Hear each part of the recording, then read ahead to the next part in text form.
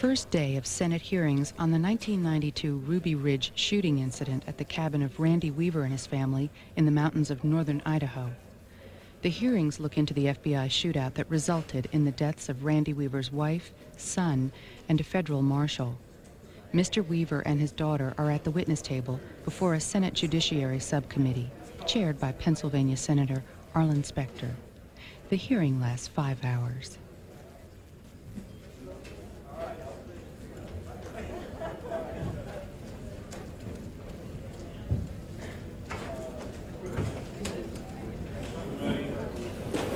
The subcommittee will come to order and we shall proceed with the hearing.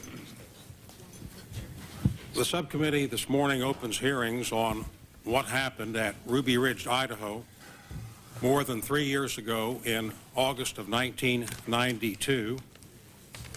This is an American tragedy with the killing of a U.S. Marshal, William Deegan, and the killing of Mrs. Vicki Weaver and young Sam Weaver, age 14. Those consequences have reverberated around the country, with focal questions being posed on why the FBI changed the rules of engagement for the use of deadly force in the midst of this proceeding, and as conceded by the FBI itself, why were the FBI records destroyed in an effort to cover up what had happened. We will be taking up questions in the hearings sequentially, starting with the activities of the Alcohol, Firearm, and Tobacco Unit in initially seeking out Mr. Randall Weaver for use as a possible informant, the events which led up to his selling 2 sawed-off shotguns in a context which the trial jury later found to be entrapment.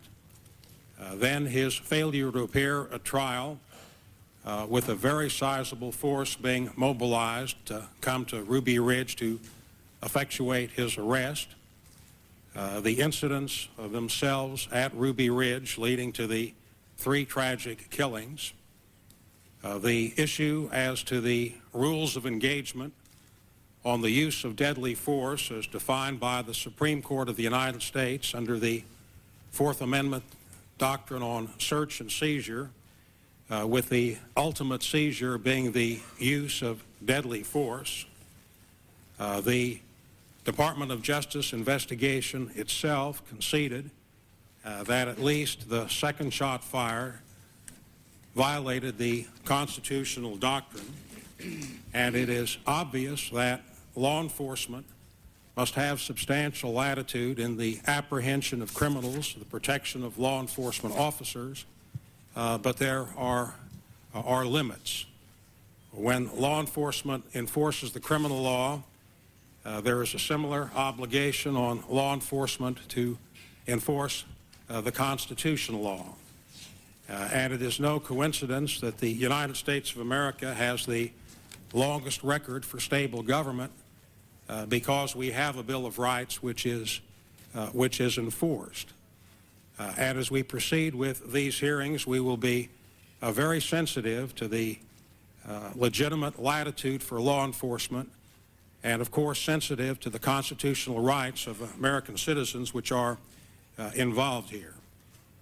These hearings divide themselves quite naturally into phases as to the initial activity of alcohol, firearms, and tobacco, and then the incidents at Ruby Ridge itself, as distinguished from the later activities which resulted in the transfer of the number 2 man at the FBI, ultimately Mr. Potts' suspension, and ultimately the suspension of others and the disclosure by the FBI itself of the destruction of documents and what is an apparent cover-up. These issues have been raised directly with Attorney General Reno, and this subcommittee will be sensitive not to interfere with ongoing potential criminal investigations. The law is clear that a congressional oversight hearing has priority over collateral or pending criminal prosecutions.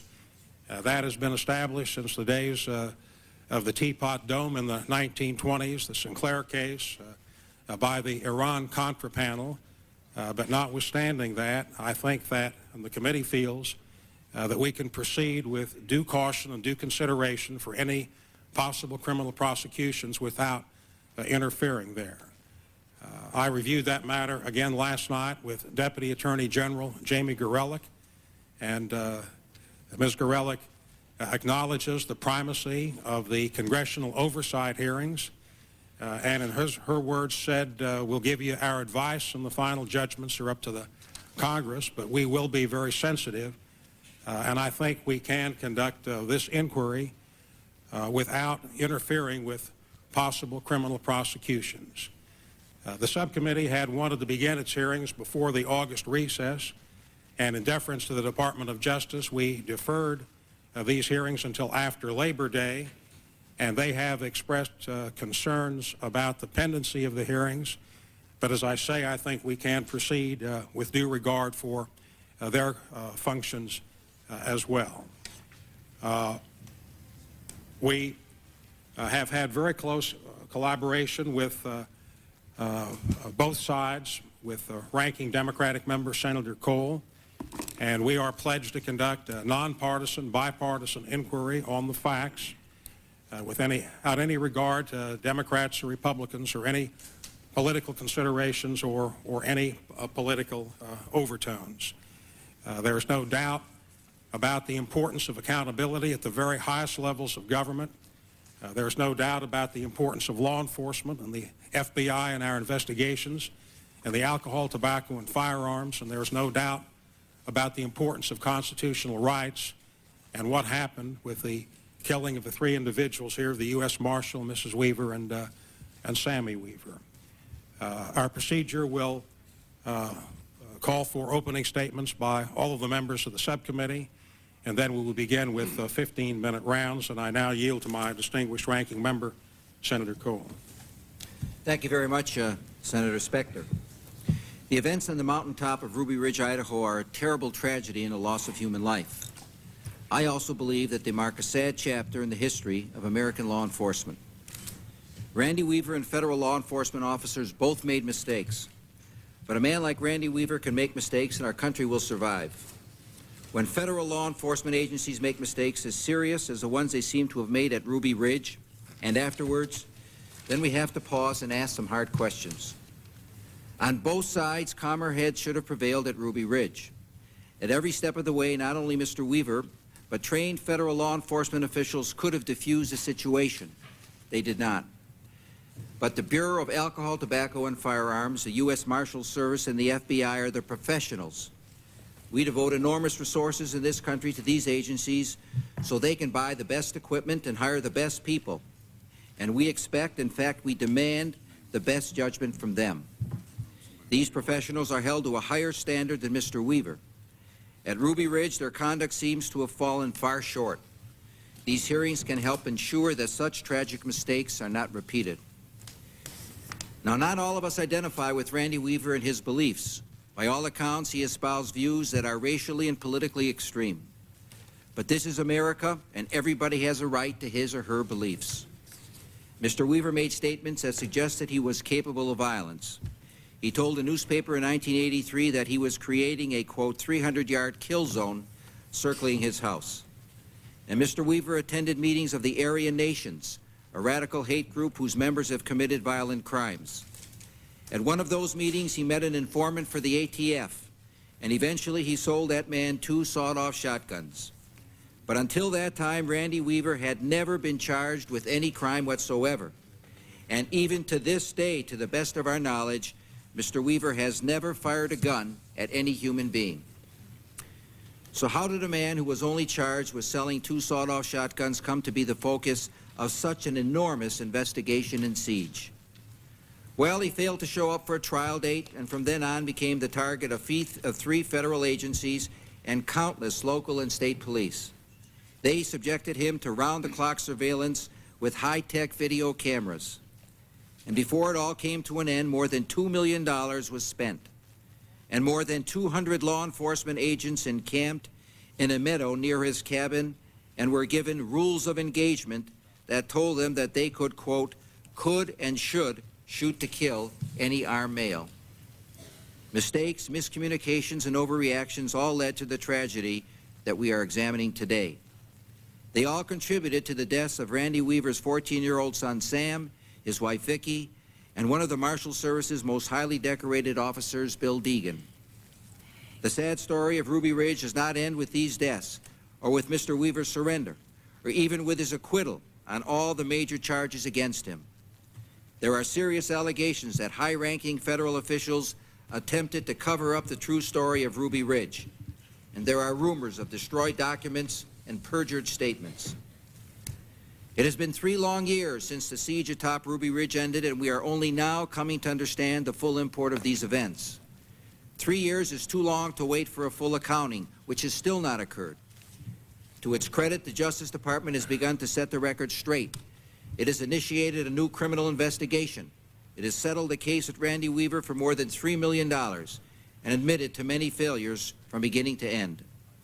And I have talked with FBI Director Louis Freeh, and I believe that he is sincere in his desire to restore confidence in his agency. Mr. Freeh, of course, was not in charge of the FBI when the original incidents took place on Ruby Ridge. And I believe it would be helpful for the subcommittee to hear from William Sessions, who was then the FBI Director. This is a difficult time for law enforcement in our country. None of us here today, not Democrats or Republicans, wants to weaken and demoralize federal law enforcement. These people put their lives on the line every day to protect us, and they almost always do an excellent job. But law enforcement is strongest when the public has confidence in its integrity, its fairness, and its judgment. The FBI, the ATF, and the Marshal Service know that. To the extent that confidence in these agencies has been shaken as a result of this incident, then we need to do what is necessary to restore it. And to the extent that Ruby Ridge has become a symbol of violent defiance of the rule of law, then we must repudiate that idea. We need to conduct balanced, reasonable hearings and not fan the flames of some fringe groups in our society who want to use these hearings to generate unreasonable distrust of federal law enforcement. We must also be cautious that we do not impede or harm the current Justice Department criminal investigation. Too often, these types of hearings only tarnish the innocent and immunize the guilty. But I have great confidence in Chairman Specter, and I am pleased, as he has said, that we are working together in a nonpartisan fashion with a single, unified investigative staff. Our goal is simple: to uncover the truth.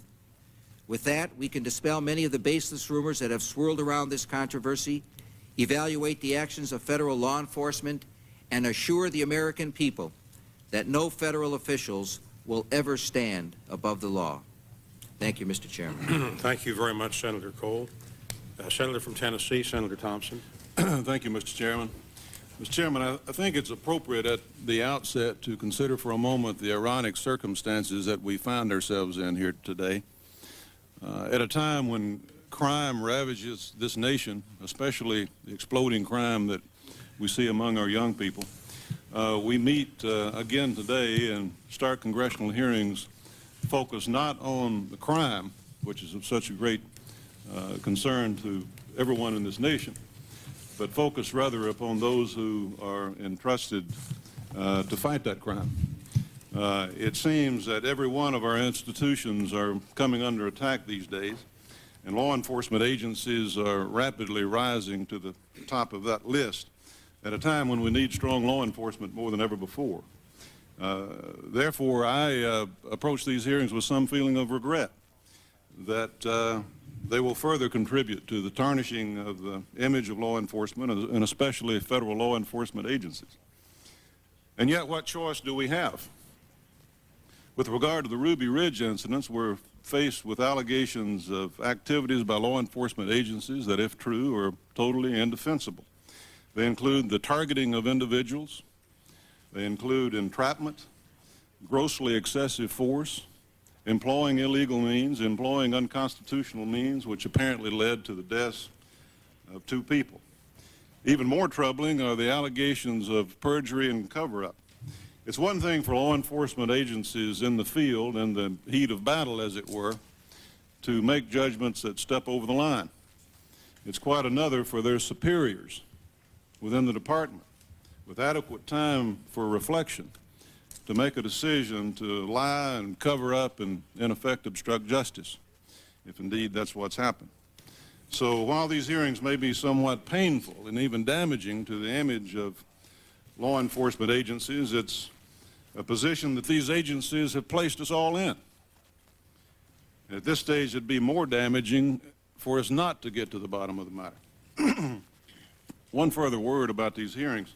From my experience with congressional hearings, I can state that it's important that we remember the role and purpose of these hearings. I think hearings have a mixed history in this country.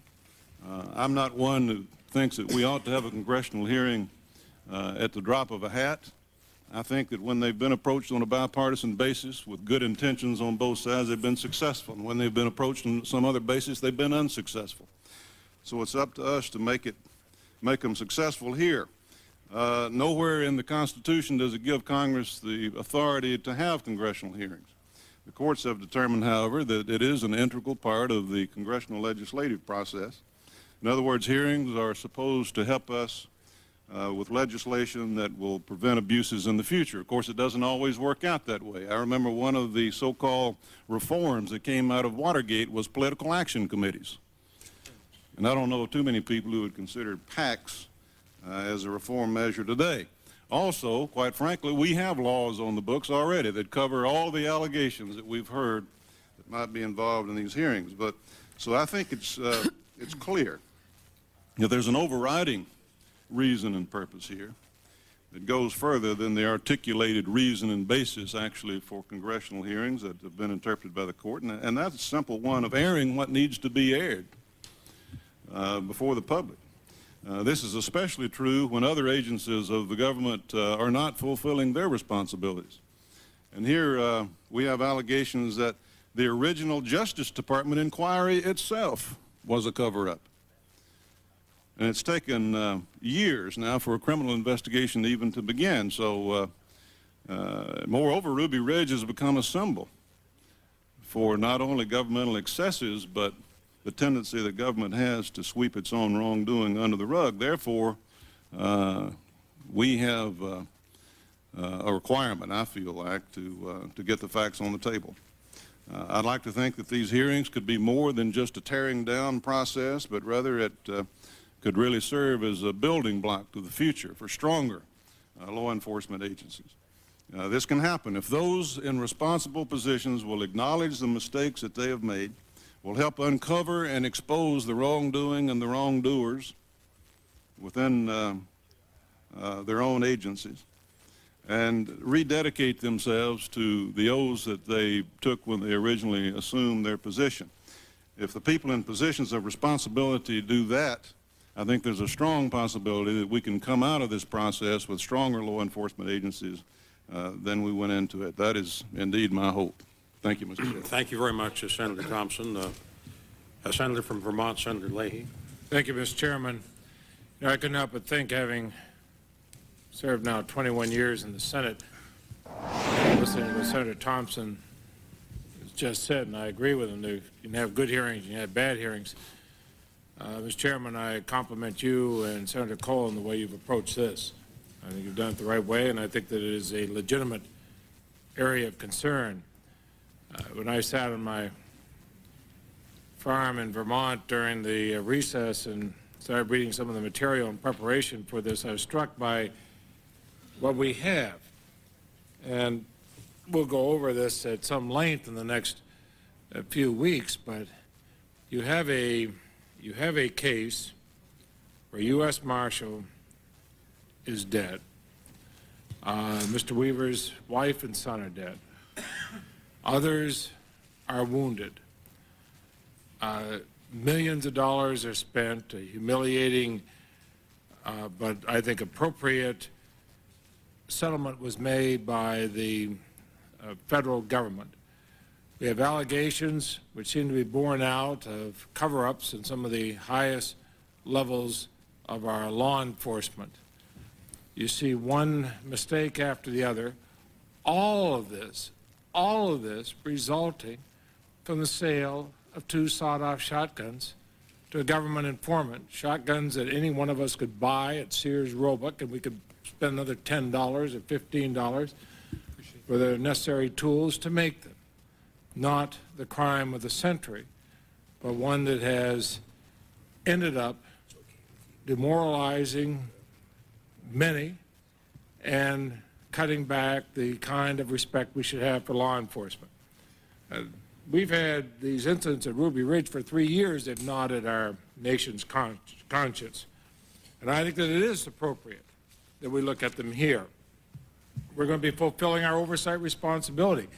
I think that as members of the Senate, we have to examine what went wrong and then reach for a constructive end to this tragedy. The incidents at Ruby Ridge are shocking. So are the allegations of a subsequent cover-up within the FBI, our premier law enforcement agency. And so many Americans ask questions about the role and power of law enforcement in our society, and the questions concern us all. We proceed at a time when government authority and law enforcement in particular is being criticized and attacked at all levels. The Rodney King and O.J. Simpson cases in California have included a series of allegations against the Los Angeles Police Department. There are investigations of police corruption in Philadelphia and elsewhere. And federal law enforcement has been under siege since Waco and Ruby Ridge. But at the same time, we see the bombings at the World Trade Center in New York, the federal building in Oklahoma City, and they lead to calls for increasing resources and authority for law enforcement so that we can prevent such horrendous incidents from happening in the future. Respect for law and lawful authorities under attack, and it contributes to the dangers we now face. As a former prosecutor, I was privileged for almost 9 years to work shoulder to shoulder with outstanding police officers whose willingness to risk their own lives to protect the public safety was tested all too often. The vast majority of our law enforcement officers are dedicated to serving the ends of justice within the law. The chairman and I were DAs at the same time, and I think we had similar experiences in that. These people abide by the law, and they deserve our support and our appreciation. But I hope that this hearing will be an opportunity to restore people's confidence in law enforcement, pointing out what went wrong and making sure it doesn't happen again. We have the most powerful democracy history has ever known, but it exists as a democracy only if we have respect for the institutions and if the institutions earn the respect that keep this democracy going. We see constant attacks on the presidency, on the Congress, on the judiciary, and now on law enforcement. We have to ask ourselves what must be done to restore the respect necessary in all these institutions for the sake of the greatest democracy history has known. So we will ask what extent did federal law enforcement authorities overreact in the events that culminated in the deaths of William Deegan, a deputy U.S. Marshal, and Samuel and Victoria Weaver in the summer of 1992. Was there an effort to cover up or whitewash aspects of law enforcement? And finally, what changes need to be made in how allegations of misconduct by federal law enforcement officers are reviewed? For example, the Justice Department used the FBI to investigate the facts surrounding these Ruby Ridge events for its internal review. I think that raises a real question whether you're letting the accused do their own investigation. So, and Mr. Weaver has quoted admitting that he's not totally without fault in this, and I know he intends to go into that in his own statement. So I want to know what went wrong and what can be done to make sure the events are not repeated. I think we have a superb director of the FBI, and I know that he too shares the interest in this. But, Mr. Chairman, let me be one to say I think the hearings are legitimate, and you and Senator Cole are to be commended for having them. Thank you very much, Senator Leahy. Senator from Michigan, Senator Abraham. Thank you, Mr. Chairman. Clearly, the events involved at Ruby Ridge were tragic circumstances. I think it's equally the case that the apparent circumstances in the aftermath of Ruby Ridge were tragic as well. And I hope we will get to the bottom of all of that during the days ahead. That's why I'm happy you've called the hearings. I think an inquiry is important with the goal of not just getting out the facts, but trying to wrestle with how we make sure that a repetition of this type of incident doesn't occur again. I think, Mr. Chairman, that an often overlooked but nevertheless critical component of the fight against crime is our citizens' faith that the laws are being enforced in a manner consistent with the Constitution. Now, in my view, the vast majority of law enforcement officials indeed respect both the letter and the spirit of the Constitution as they discharge their duties. But incidents like Ruby Ridge erode our citizens' confidence in the sanctity of constitutional guarantees. That erosion of confidence carries a high price. When citizens have occasion to wonder whether the law is being enforced in a manner consistent with their constitutional rights, they sometimes cannot help but look with suspicion upon the actions of the officers involved in a particular case. As a result, trials in criminal cases often focus more on the actions of the police after the crime than on those of the defendant or in the crime itself. And what this has meant, I think, in this country is that frequently the victims of crime themselves are often totally overlooked as the process shifts from a focus on the actual original crime itself to other activities that took place subsequently. The upshot, unfortunately, is that incidents like Ruby Ridge place new burdens on the vast majority of law enforcement officials who attempt to apprehend criminals while respecting constitutional guarantees. Mr. Chairman, these hearings afford us an opportunity to address this problem.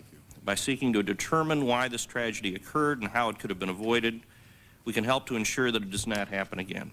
The result will be to begin to restore our citizens' faith in the inviolability of their constitutional rights. And I hope that the fact that we are making this inquiry at the highest levels of government will convey the commitment many of us have to ensuring that those rights will be protected.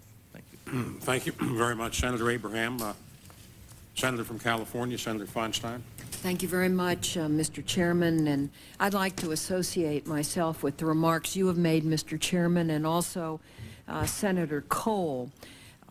It is my very real belief that the strength of this great democracy is the fact that when you have a very controversial law enforcement action, you can have a hearing like this so that everyone hears the same thing in the same room and at the same time, and that the benefit of hindsight, which people participating in the action don't have, we can use to really provide some helpful, constructive criticism to prevent this from happening again. So it's my hope that this hearing will sort out discrepancies in fact and any possible concerns about the law enforcement actions that were taken. Over the past 3 or 4 years, a number of questions have been raised, and I think the public is entitled to the answers. Some of these questions include, as has been stated, why were such extraordinary enforcement actions taken for somebody who just sold 2 sawed-off shotguns? Why wasn't the Marshals Service permitted to simply wait Mr. Weaver out and arrest him when he came off the mountain, as the Bureau of Alcohol, Tobacco, and Firearms had done previously and successfully? What role did the U.S. Attorney have in making the decision? What role did the judge have? Who fired the first shot in the firefight between the Marshals and the Weavers? Was it the Marshals who shot the dog, followed by Sammy Weaver, as the Weavers contend, or was it Kevin Harris, who shot Deputy U.S. Marshal William Deegan, as the Marshals contend? Who fired the shot that killed Sammy Weaver, Marshal Deegan or Marshal Cooper? Why was Sammy shot in the back? Numerous questions have arisen around the rules of engagement that were used. A clear examination, once and for all, of these rules is called for. What are they? How do they function? How are they given? What are they expected to accomplish? What's their potential downside? Were the rules of engagement used at Ruby Ridge contrary to FBI policy? Were they illegal? Were they unconstitutional? Who devised them? And who was in command when they were issued? Regarding the shot that killed Mrs. Vicki Weaver, did the FBI sharpshooter actually see her? Who, if anyone, gave the sharpshooter the green light to shoot? And why, or did he make the decision himself, as we are led to believe? The after-the-fact investigation also raised a host of questions. Was the investigation thwarted?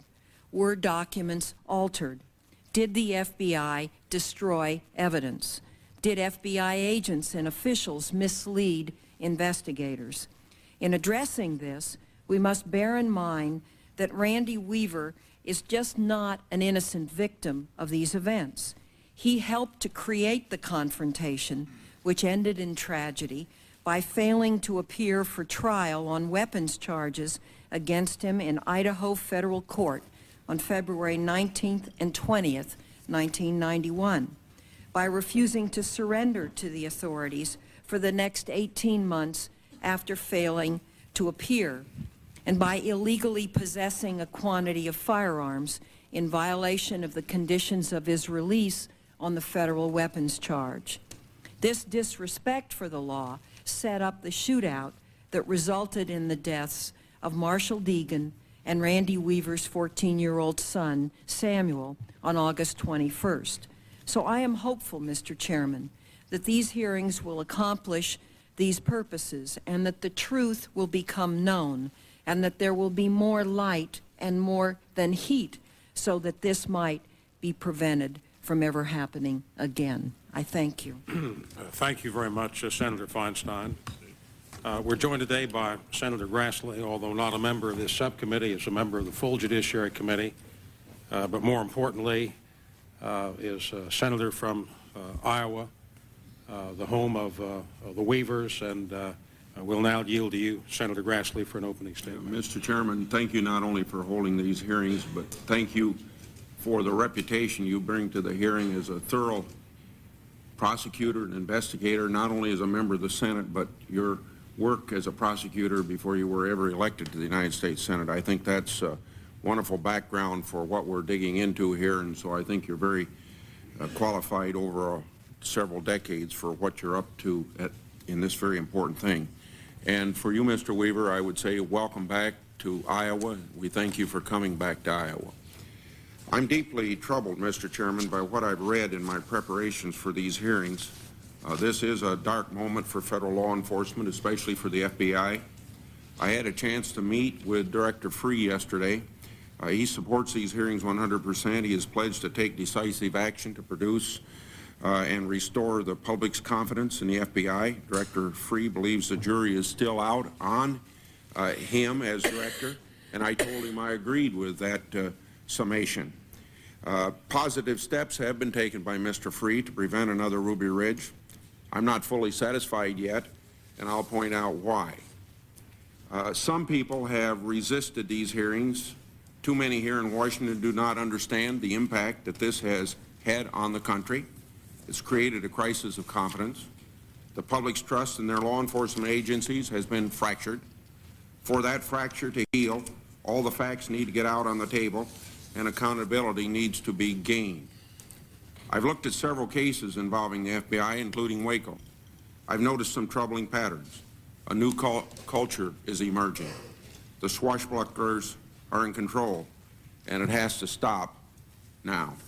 Traditionally, the Bureau relied on negotiations to bring about a peaceful settlement of hostage or barricade situations. Lethal force was distant.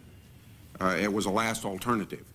The number one objective was to resolve these matters without death. But something happened along the way. First came the rescue, or the creation of the Hostage Rescue Team, or HRT as it's known. And this was in the early 80s. This is supposedly a crack tactical outfit that trains with the military special forces in Fort Bragg.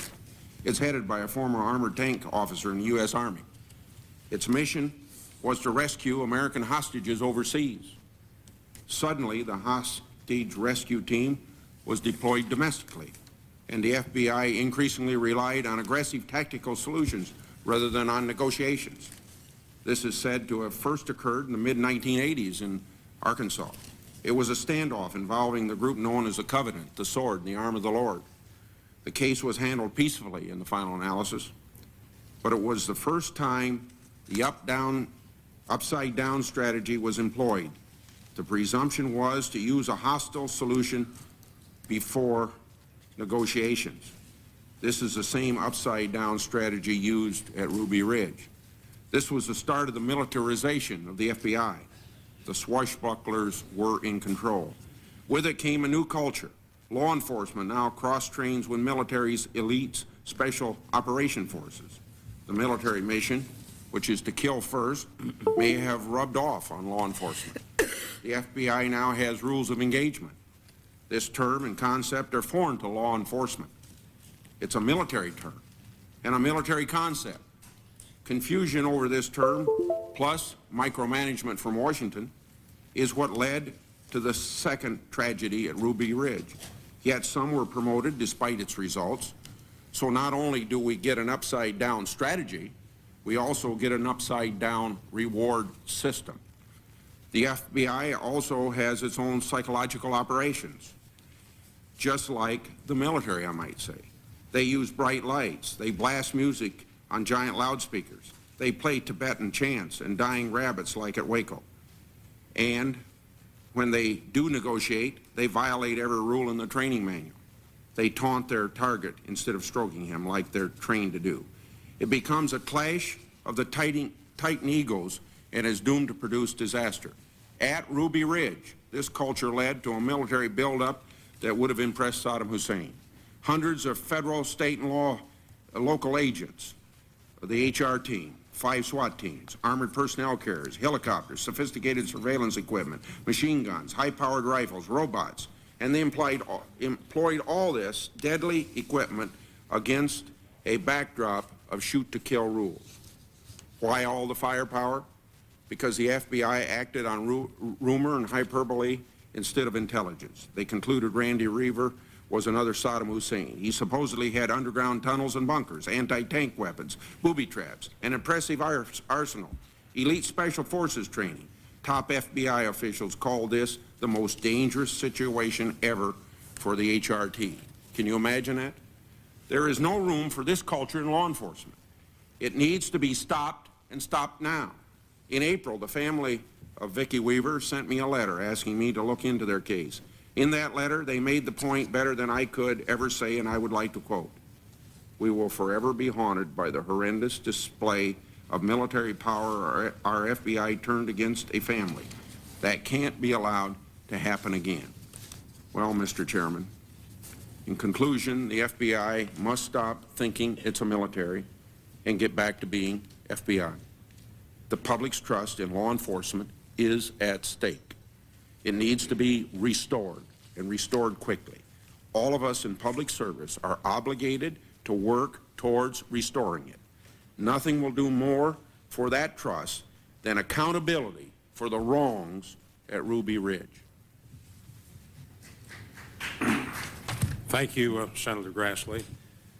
While it is generally known, it is worth stating explicitly that anyone who is subject to charges will have an opportunity to appear and speak at these hearings, so that when there are criticisms of any individual or agency, the appropriate people will have an opportunity fully to respond. I'd like now to turn to the distinguished senator from Idaho, Senator Larry Craig, and although not a member of the subcommittee or the committee, has been a strong leading voice in calling for these hearings and has some intimate familiarity with the matter as the home state senator. So we yield now to you, Senator Craig, for an opening statement. Mr. Chairman, let me first express a very special thanks for the courtesy you've offered me and the state of Idaho. As you just stated, I am not a member of this subcommittee, nor am I a member of the full committee. But because of our mutual interest in this issue and the leadership you've shown on it, I truly appreciate your willingness to allow me to be a participant at the dais, to make opening statements and to question when appropriate the witnesses that you bring before the committee. Let me for just a few moments talk about my home state of Idaho and Ruby Ridge. Ruby Ridge has come to be known as a bloody standoff between the Weaver family and the federal law enforcement community. It happened 3 years ago. Today is the first time, thanks to you, there has been a public accounting, or there will be a public accounting, of what has happened. And so again, I want to commend you and your staff for holding these public hearings Your decision to go ahead despite the Justice Department's objections was, in my opinion, correct, and you are now handling that in an appropriate way. Thank you also for, again, granting me the opportunity. 36 months ago, North Idaho's image began to be viewed by the world as something different than what it is. In August of 1992, in a small town known as Naples, national media focused with a spotlight. This is a small community of independent, peaceful, and hardworking citizens in Boundary County, our furthest north county in the state, bordering Canada. It is not a community of gun-toting outlaws. Let me tell the committee what I know about this beautiful, pristine area of the United States known as North Idaho. North Idaho's deep, clear lakes, tall, green mountains attracts tens of thousands of tourists each year, along with visitors. The people of Boundary County are attracted by the natural beauty, the good-natured residents, and the opportunity to live far from the maddening crowd. There is a slogan that we've used in Idaho which says a lot about my state and its residents.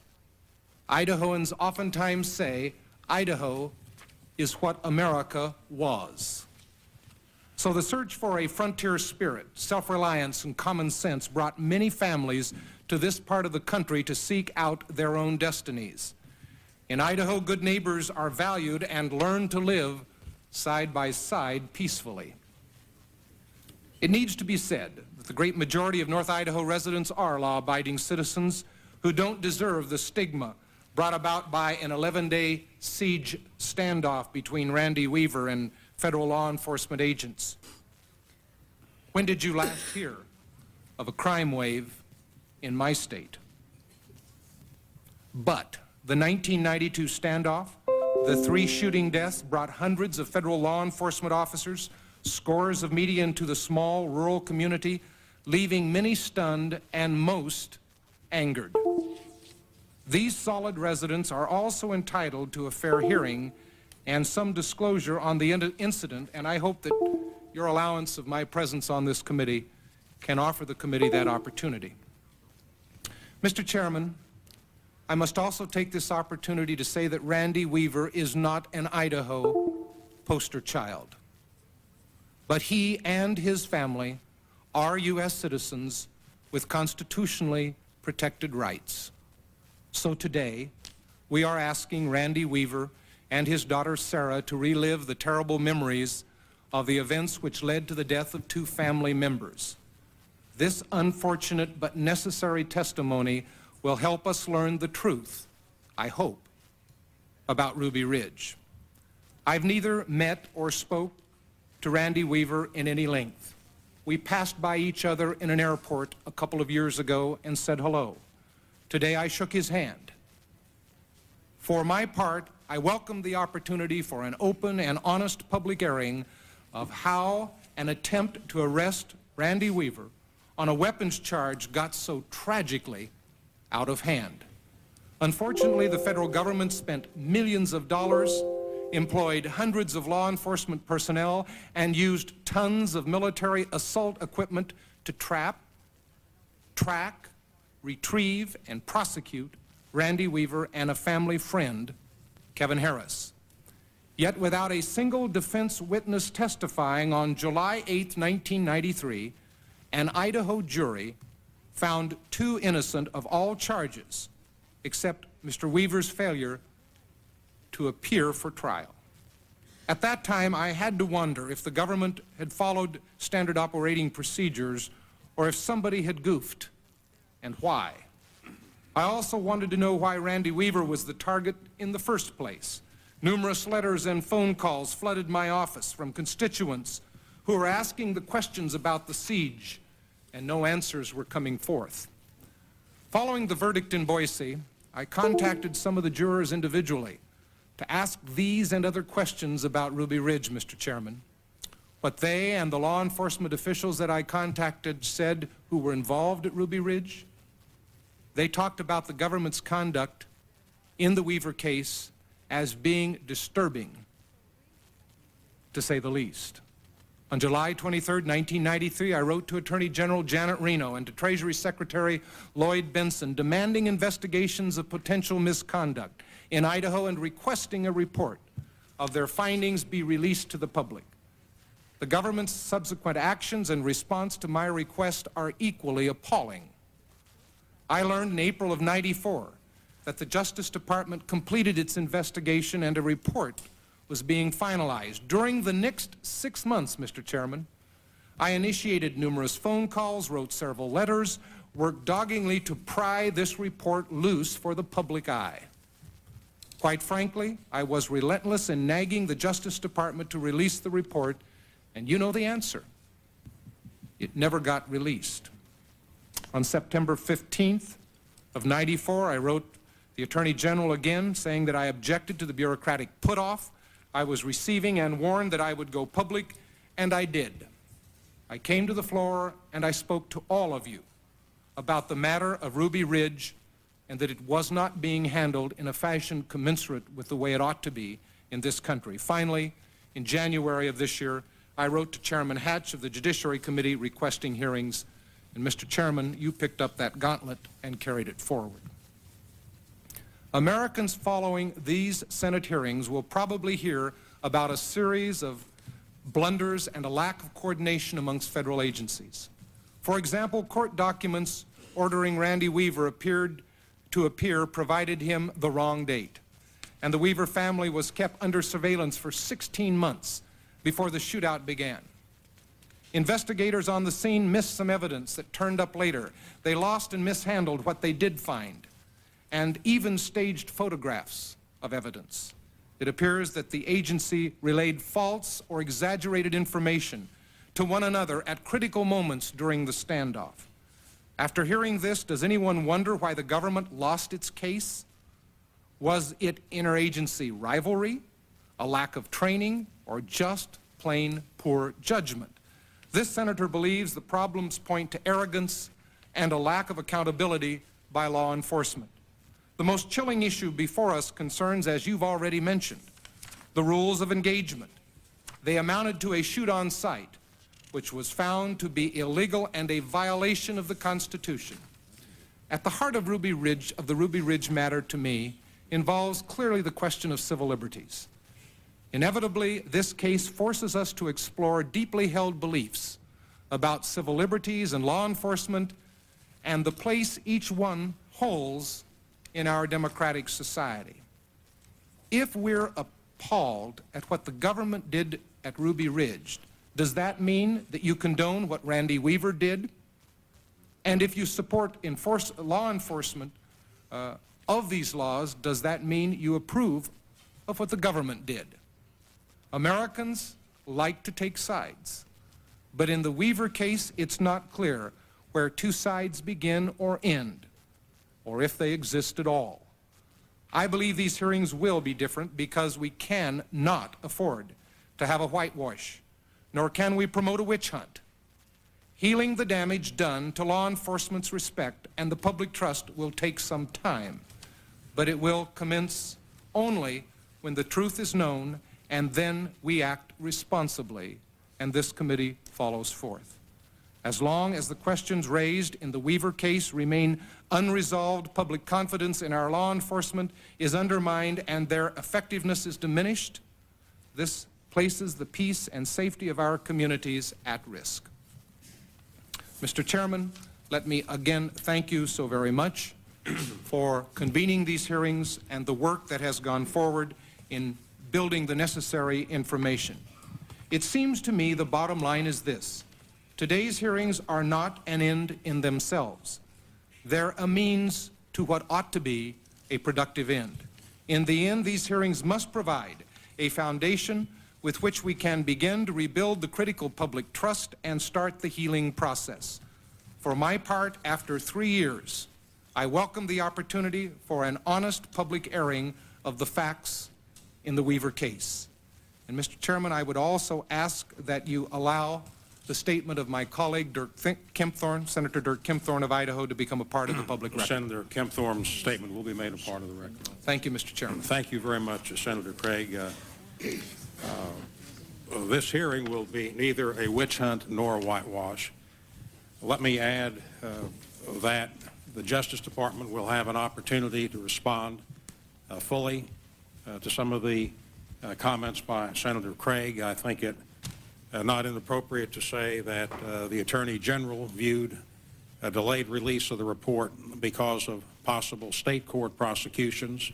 That issue will be evaluated in due course, but I think it not inappropriate to make that statement as to a baseline Justice Department consideration.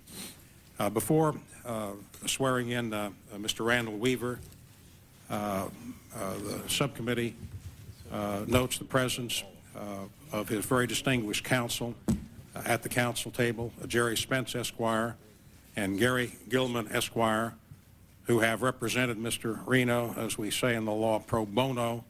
That means without compensation in the tradition of the American bar, to step forward and provide representation in a very complex matter, which would be extraordinarily expensive absent that kind of a contribution, and also to acknowledge the presence of Mr. Michael Mumma, who is with us today.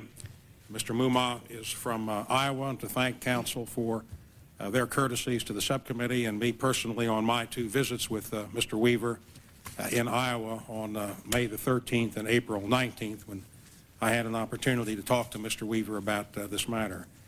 And now, Mr. Weaver, if you will rise and raise your right hand for the administration of the oath. Do you solemnly swear that the testimony that you shall give before this subcommittee of the Judiciary Committee will be the truth, the whole truth, and nothing but the truth, so help you God? I do. You may be seated, Mr. Weaver, and you may proceed.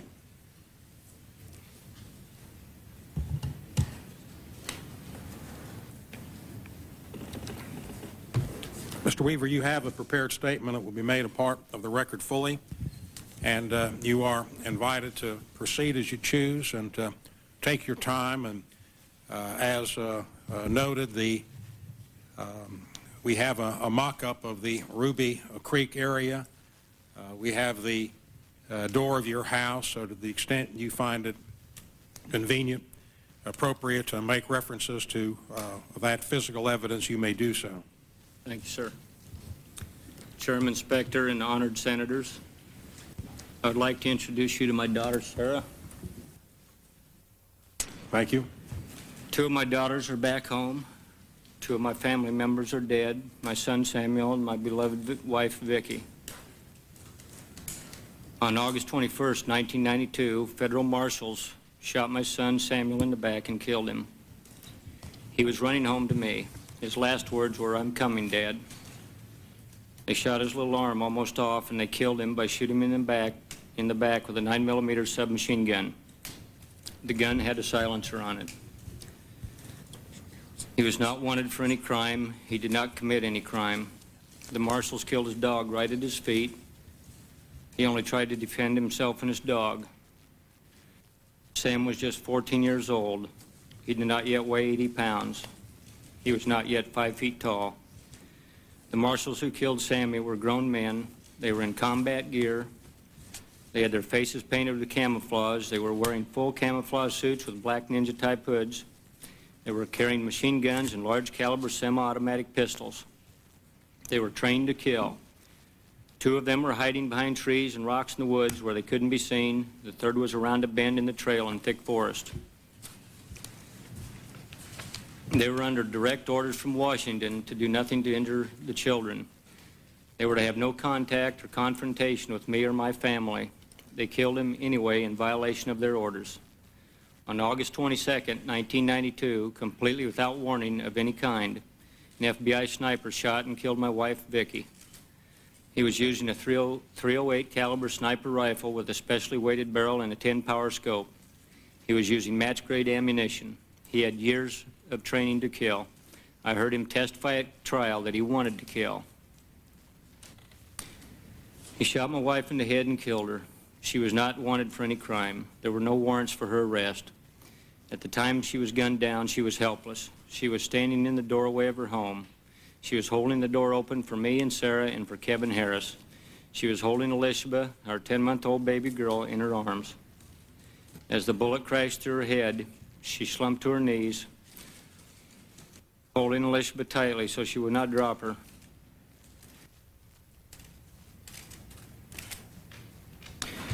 We took the baby from her as she lay dead and bleeding on our kitchen floor.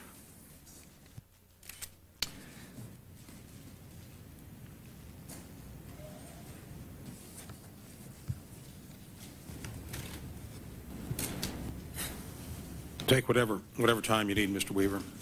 Thank you. Now, I'm not without fault in this matter. I was convicted of failure to appear for trial on charges I had sold a sawed-off shotgun to an ATF informant named Gus Magisano.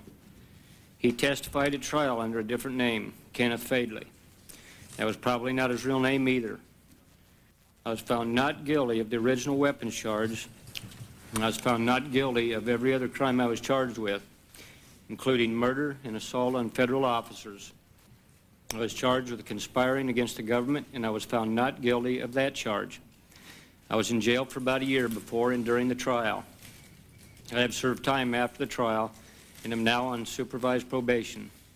I faced my accusers at a trial. I faced the FBI, the Marshal Service, the United States Attorney, a federal judge, and a jury of my peers. I faced the death penalty. I've been accountable for my actions. I now face you senators to ask that those responsible for the killings of my wife and my son be brought to account for their actions. If I had it to do over again, knowing what I know now, I would make different choices. I'd come down from the mountain for the court appearance. I would not have allowed a deceitful, lying con man working for ATF to push me for almost 3 years to make a sawed-off shotgun for him. I would not allow myself to be tempted in a weak moment when my family needed money. I would not let my fears and the fears of my family keep me from coming down. But my wrongs did not cause federal agents to commit crimes. Nothing I did caused federal agents to violate the Constitution of the United States. I did not cause federal agents to violate the oath of their office. My actions did not cause federal agents to violate direct orders from Washington. My choices did not cause federal agents to violate state and federal law. My behavior did not cause federal agents to violate their own agency policies. Federal agents have admitted to illegal acts. Judge Free, the head of the FBI, has made statements to the press that the so-called rules of engagement were unconstitutional. Federal agents have tried to cover up their illegal actions. That was their choice, not mine. I have been accountable for my choices. They should be held accountable for their wrongs. But no federal agent has been brought to justice for the killings of Sam and Vicki Weaver. In fact, agents of the FBI have been part of the cover-up of what really happened. One, after flunking a lie detector test, has admitted shredding documents that might clear up who authorized the death warrants on my family. I feel I have a right to know. Whether it was officials of the FBI or Department of Justice, the citizens should know who gave the shoot-on-sight orders and who approved them. The Department of Justice has covered up what really happened by delaying, even now, the official release of 2 500-page reports concerning the conduct of federal agents at Ruby Ridge. What we know about those reports was leaked to the media, but even as we speak, Attorney General Reno and the Department of Justice have still not officially released a single in-depth report about FBI and Marshal Service conduct. The cover-up has its roots in Ruby Ridge, where federal agents lied by telling Washington officials that the Weavers had ambushed federal marshals and had pinned the marshals down by firing hundreds of rounds at them. According to their own testimony at my trial, it was the marshals who were in camouflage, hiding in the trees when my boy came walking down the trail following his dog. The FBI testified of numerous grid searches of the Y using metal detectors and even using a person who was supposed to have powers as a dowser to find bullets with a forked stick. In all of their many searches, they found only 19 rounds fired, 3 by Kevin Harris, 2 by Sam, for a total of 5 by the boys, 1 by Marshal Roderick, 6 by Marshal Cooper, and 7 by Marshal Deegan, making 14 fired by the marshals. Corey Cooper continued the cover-up by testifying at my trial that the first shot was fired by Kevin Harris. He claimed Kevin killed Marshal Deegan with a .30-06. Marshal Frank Norris, who was further up the mountain on that day, testified that the first shots were the distinctive sound of a .223, not a .30-06. Cooper testified that Mr. Deegan fell over as he was shot and never got up again. That testimony was false. Evidence showed that Marshal Deegan traveled over 22 feet, firing his weapon 7 times before he was killed. The cover-up continued during the trial. My lawyers sought records of the FBI investigation of Lon Horiuchi's shooting of my wife and myself and Kevin Harris. They sought the records long before the trial began and continued requesting them during the trial. The FBI and the U.S. Attorney did not furnish the records until after Horiuchi's testimony was completed and he had returned to Washington. Among the papers given to us late was a drawing made by Horiuchi showing that he could see people behind the door when he shot my wife. Judge Lodge was outraged and ordered that Horiuchi return for further cross-examination. In a rare move, he also ordered the government to pay a fine for their conduct in delaying disclosure of that information. Lon Horiuchi, the FBI sniper who killed my wife, said in a statement given to FBI officials on September 1st, 1992, 10 days after he killed my wife, that he went through the rules of engagement in his mind just before the shooting. He decided to shoot to kill because Kevin Harris had a weapon in the vicinity of the cabin. He decided to neutralize Kevin, but the crosshairs of his sight were on the window of the door where my wife was standing. No other sniper fired. To my knowledge, Lon Horiuchi has never been disciplined in any way for killing my wife. Some say that all this could have been avoided if I had simply come down from the mountain and gone to trial. When I chose not to come down, I knew that I would be set up at court just as I had been set up by the ATF. In fact, the ATF spy appeared at trial and admitted to 31 lies while he was on the stand. It admitted that he was going to get a monetary settlement from ATF if I were convicted, but he would not get paid if I was acquitted. I was told in my arraignment by Stephen Ayers, a federal magistrate, that I would probably have to forfeit a $10,000 bond if I lost my case. He said it was to pay the government back for the cost of my court-appointed attorney. That meant that if I were convicted, my family would be left destitute, penniless, and homeless. The only asset we had to pay such a debt was our home on Ruby Ridge. Judge Ayers admitted at my trial that he misstated the law to me. There really was no law that I had to pay the government back for my lawyer if I lost my case.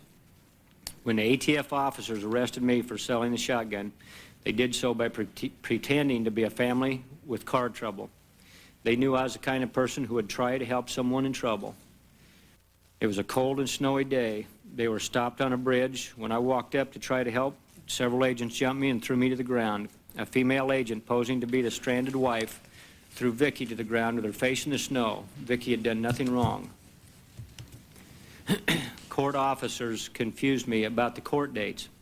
I was first told my court date would be February 19th, 1991. The judge later changed that to February 20th because he did not want court staff to have to travel on a holiday. Another court official named Carl Richens, a probation officer, wrote me on February 7th and told me that my court date was on March 20th. When I did not appear on February 19th, an article appeared in a local paper quoting Chief Probation Officer Hummel, saying that no letter had been sent telling me of the March 20th court date. I provided the senators a copy of the letter telling me the court date was on March 20th.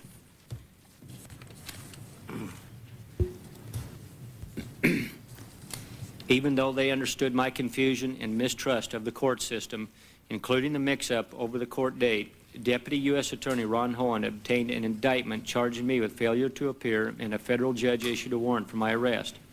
There was testimony at my trial that Mr. Hohen obtained the indictment knowing that he would most likely have to dismiss the case because of the confusion caused by the Richens letter. Hohen admitted that to the marshals, who wrote it out in a memo. The Marshal Service requested that they be allowed to contact me and try to clear up the confusion before any warrant had to be served. Both the judge and Mr. Hohen refused. I wanted reassurance that I would get a fair trial without all the deception and trickery. I wanted to know that the government was not going to take away my home, leaving Vicki and my children homeless. I needed to know that the government would not take our children away from Vicki if I were sent to jail. I needed to know that my wife and my children were not going to be prosecuted for any crimes. At my trial, I learned from the testimony of Marshal David Hunt that he wanted to give me assurances on all those points, but was prevented from doing so by Mr. Hohen. Mr. Hohen told him in a letter dated October 17, 1991, that Marshal Hunt could not discuss these issues with me and that these issues were not proper to address unless I agreed to plead guilty to the charges. Because of our confusion and fear and mistrust, my family made a decision that I would not come down. That decision brought the marshals to my home on the mountain on August 21st, 1992. But that decision did not cause the marshals to kill my son and the FBI to kill my wife. That decision did not cause federal agents to lie and cover up what they had done, leading to further tragedy. That decision did not cause the FBI to send snipers to the mountain with orders to kill my family and to shoot them on sight without investigating what had happened the previous day. When the sniper killed my wife, he had not witnessed anyone in my family commit a crime. No sniper or FBI agent on the mountain had witnessed any of my family commit a crime. No FBI agent had even talked with the marshals that had been involved in the shooting the previous day. The FBI sniper was executing suspects and witnesses. The FBI sniper was judge, jury, and executioner. I'm here today to do all my power to avoid such tragedies in the future. I want the citizens of this country to learn from our tragedy so that no one else will have to suffer as my girls and I have had to suffer. I'm here today to do all in my power to see that all citizens, including law enforcement officers, obey the law. I'm here today because there must be accountability for the killings of my wife and son. When high-ranking FBI officials issue death warrants and cover up their involvement, the message they send to police officers all over the country is, it is okay if you can get away with it. Citizens who cannot trust their government band together in fear. If people in positions of power commit unlawful acts and are not held accountable, then the citizens' fear of the government is justified. I ask you to uncover the truth about the federal agents who have committed wrongs. I ask you to bring them to account before you. I ask you to see to it that those persons who killed my wife and my little 14-year-old son are brought to justice. I ask it for me, I ask it for my family, and I ask it for my country. Thank you very much, Mr. Weaver. Thank you. Mr. Weaver, you have been consistently referred to as a white separatist.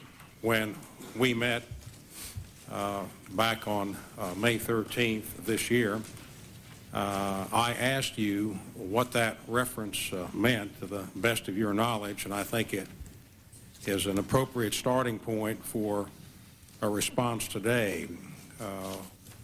Were you a white separatist, and what does that mean as you understand it? Well, sir. It's okay. Yeah.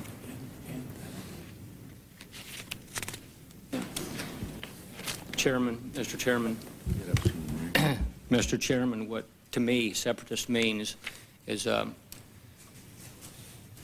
couple different things.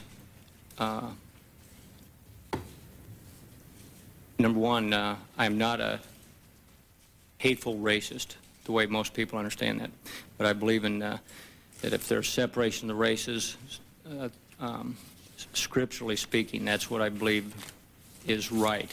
It sounds like an impossible task, and most likely is, but I believe that every people of every race should be proud of who they are and what they are. There are good people in every race. There are bad people in every race.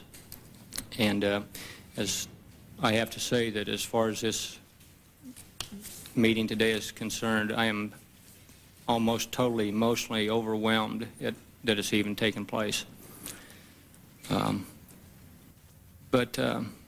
another thing about separation is when we moved from Iowa to Idaho, we wanted to separate into a remote area to give the children a good area to grow up, and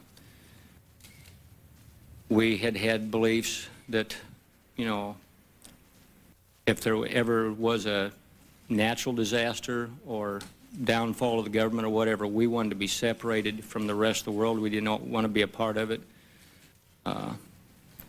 Survival, you might call it. We wanted to separate out and be able to survive, you know, any bad times ahead if there were going to be. Beyond that being your own personal view, did you ever take any specific action? Not that you aren't entitled to take lawful action, but did you ever take any action to try to implement those views, aside from holding those views as your own personal belief? Never. Now, there has been a considerable reference made to the Aryan nations as a possible basis for the action from the Alcohol, Firearm, and Tobacco Unit. Would you tell the subcommittee what contacts, if any, you ever had with the organization known as the Aryan Nations, and start, if you would, by describing what you understood the organization Aryan Nations to be with respect to its purpose? To this day, I'm not sure what their total purpose is. We attended, or I should say I had been to Aryan Nations 3, maybe 4 times over a 4-year period, and I was originally invited to go down there by some guy that had claimed to be a friend of mine, and I found out later he wasn't. But when you say to go down there, what do you mean by that? To go down to Aryan Nations they have a yearly conference in the summer. They call it their World Congress or something like that. But he said that. And where do they hold that meeting? Where they have it? Yes. At Hayden Lake, Idaho. And I went down there to exchange ideas with people, talk to people, and usually ended up arguing with people that attended regularly, but I never joined, didn't want to join. I'm not a joiner of anything. I haven't for a long time. How many meetings of the Aryan Nations did you attend? Between 3 and 5 over a 4-year period. I didn't actually, it wasn't like Sunday services and all that. It was an annual conference thing. Mr. Weaver, there was a very extended effort made by Alcohol, Firearms, and Tobacco to secure your services as an informant. And can you shed any light for this subcommittee on why the Alcohol, Firearms, and Tobacco Unit made such an extended effort to bring you into the informant status? Actually, I can only speculate on that. We discussed that a little bit before. You'd have to ask Mr. Byerly and this Gus Magisano, or whatever his real name is, why. Because from what I heard later, they wanted me to infiltrate, inform on this certain person that I didn't know very well, but whenever we ran into each other at the Aryan Nations meetings, he would end up starting an argument with me, usually over religious issues, etc. So I couldn't figure out, to this day, it doesn't make any sense to me why they wanted me to try to go buddy up this guy and when we didn't get along that great anyway. And what specifically did Alcohol, Firearms, and Tobacco do to try to bring you into their informant network? Well, start, if you will, and briefly outline the series of events which led to the sale of the sawed-off shotguns for which you were indicted and tried, and as the court records show, you were acquitted after having made a defense of entrapment, which is a defense of law which exonerates an individual for conduct if the ideas are planted and instigated by law enforcement officials. But exactly what did happen factually with respect to the initial contacts and what you did as to the sale of those sawed-off shotguns? What's it? Okay. When the very first meeting that I went to at Aryan Nations was in 1986, if I remember right. And I was introduced to this Gus Magisano by another man. And he we became acquainted. And he, for the next 3 years, you might say, befriended me.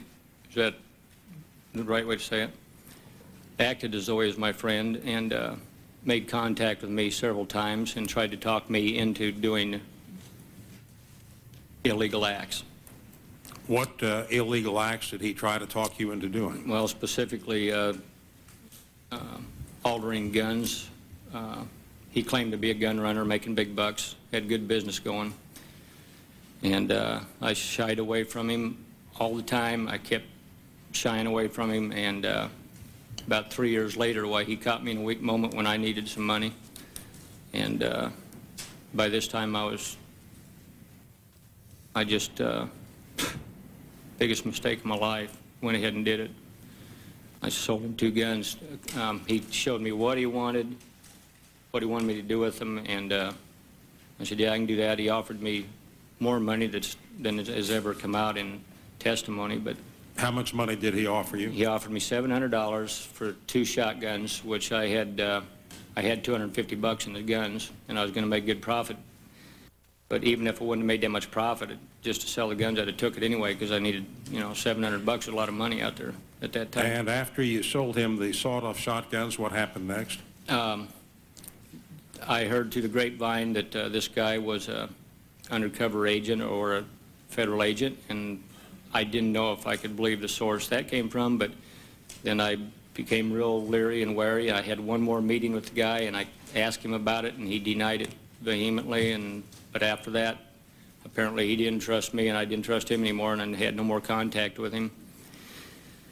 Approximately 6 months later, I was approached by 2 ATF agents, Mr. Herb Byerly and Mr. Steve Gunderson.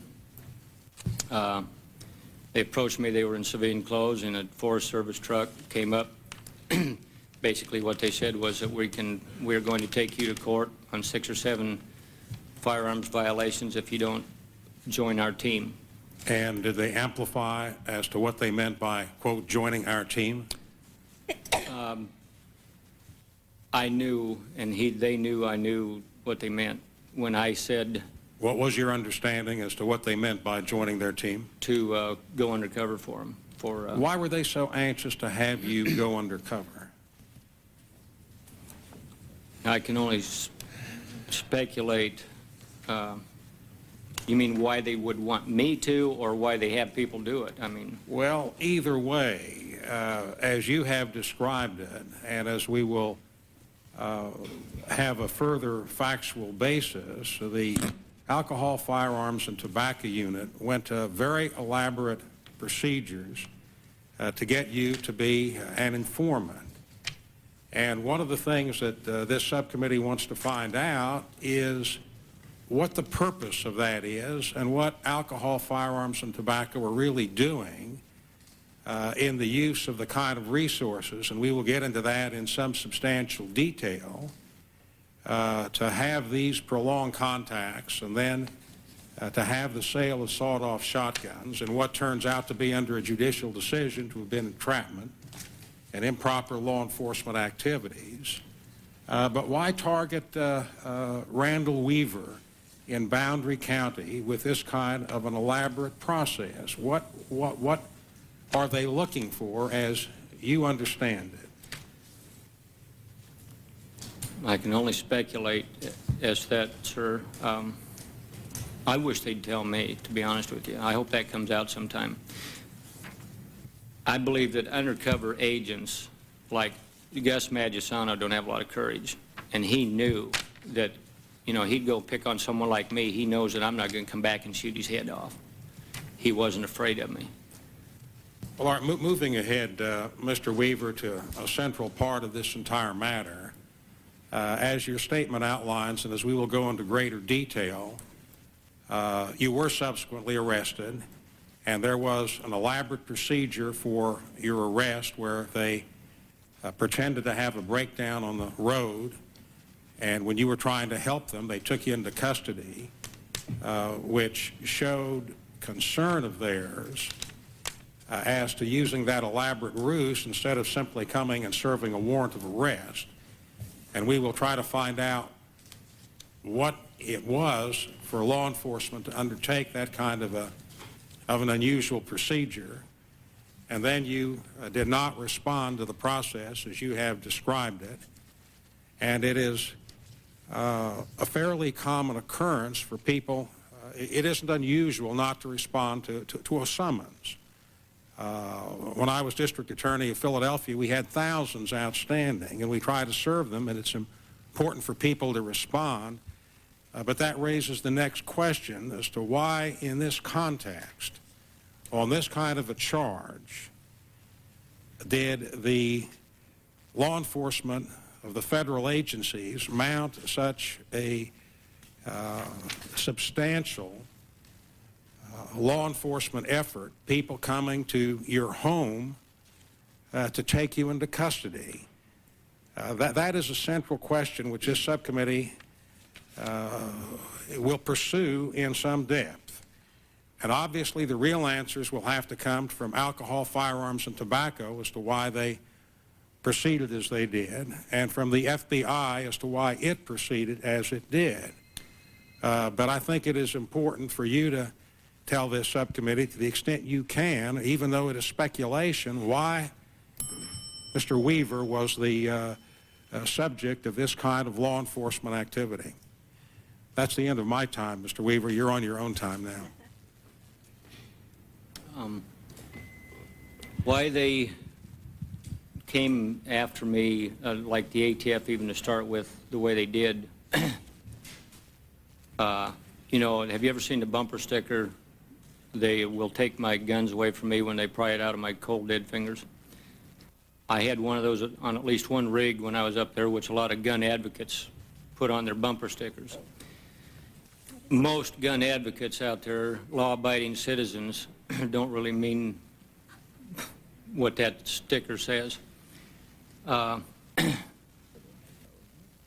If they believe that bumper sticker, and that's the way I was thinking mentally, then I can understand why they arrested me the way they did, maybe. But as to why they targeted me and treated me the way they did, I would really like to find that out myself. I'd love to hear that. Stay tuned. Senator Cole. Thank you very much, Mr. Chairman, and Mr. Weaver, welcome here this morning. Just following up a little bit with beyond what Mr. Spector said, why you, and it will take several days for us to find out why you, if in fact it made any sense at all. But I'd like to pursue getting some kind of a description from you as to what kind of a person you are, what kind of a beliefs you hold, simply because it rounds out our picture of Mr. Weaver and his family.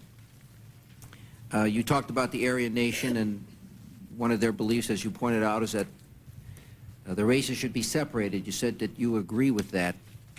Would you tell us why you agree with that, and I'm sure you've thought about it, how the races in this country would be separated? Okay, sir, it can happen. You know, the best you can do is go off in a remote area yourself, but my beliefs, you know, I hate being on the hot seat talking about my beliefs, political or religious, whatever. My family's been tore apart partially because of that, and I think my First Amendment rights allow me to keep those to myself. I'm not trying to be rude. My wife and I, if you knew us and followed us from the late 70s, even before that, early 70s, through 1992, you would see change after change after change after change. We studied and read, and we were, you might say, on a search for, quote, the truth. Okay. Our beliefs changed constantly. All right. Well, just to continue that so we get, again, an understanding of where you were and where you perhaps are today. But the letters from your wife, Vicki, and statements made by you at the time that you were arrested indicated that your family would stand and fight to protect you. In fact, right after you surrendered to federal officials, you wrote a letter in which you stated, and I quote, "Sam and Vicki have always been ready and willing to do exactly what they did. What more could a man ask than to be able to say that under fire from ZOG, the Zionist occupied government, his family stuck together by ZOG, the Zionist occupied government. I assume you meant the federal government. Could you explain to us what that was all about? That's a long question. Is the federal government the Zionist occupied government, Well, to which be is honest with you, sir, what you said in your letter? I don't know. That was part of our beliefs at one time. All I have to know that if it is, they're giving me a fair shake now to come forward and tell, bring the facts out about what the government did wrong. I have been wrong. I've said things that have been wrong. I've done things that were wrong, and I've paid a very heavy price for those things. Okay. Yes, sir. In an interview you gave to the Waterloo Courier in 1983, you were reported to have said that you were developing defense plans that included developing a, quote, 300-yard kill zone around your compound. What was the point of that? That was a lie. That was a straight-up lie. That reporter at that time, when he left our house that day, he told Vicki and I, Vicki asked him, she said, well, what do you think? He came in there looking for a bunch of nuts, and when he left, he stood there at the door and he says, I don't know whether to feel relieved or disappointed. Okay. All right. And he went and made up his own story. All right. Another incident. Two neighbors who had bought land near your house apparently came to you once to inspect property markers. According to them, the neighbors, they were greeted by you and your son holding rifles. They told law enforcement officials later that you told them that you would shoot federal law enforcement officials who came on your property. According to them, you said, if they take me, I'll take some of them with me, and that's why we have guns. That's not true. All right. No, sir. Another letter I have. Another letter I have Sir. was, pardon me, do you want to elaborate on that? Who said that anyway? Could I ask? This was reported by Ed and Beverly Torrance, are apparently neighbors of yours, or were neighbors of yours. Yeah, for a very short time they didn't. All right. Well, I have another, just to go on, I have another letter that was written by a neighbor of yours. It appeared in the Bonners Ferry Herald in April 1992. It was written by Ruth Rao. I'll just quote a few things. She says, I've remained silent long enough. I can't take another article or letter about innocent Randy Weaver and his nice family. I think it's time the truth be revealed. Yes, they have a religious front and they have deceived many with it, but there is no true substance to it. They are full of evil and lies. 2 years ago, we suffered several months of torment and harassment from the Weavers and their friends. Some of the crimes they committed against us were vandalism, theft, disturbing the peace, trespassing, and Randy Weaver threatened my husband's life. Randy once forced an innocent woman's car off the road and threatened her life in front of her small children.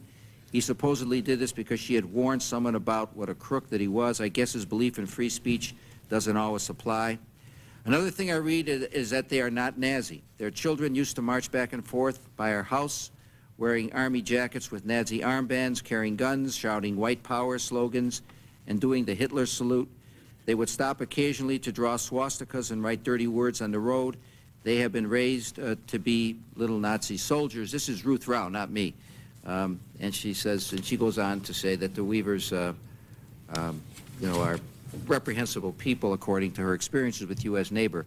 Is Ruth Rao a person who's a reasonable person? To me, she's not. But Ruth Rao upset my children several years before that by, how do you put it? She started it with my kids, and you know how if you're a certain neighbor and you get the neighbor kids upset with you and how they may come and want to soap your windows at Halloween? So, well, she made my kids probably more upset than that. But what she has stated, besides being paid by the government to help them watch my family,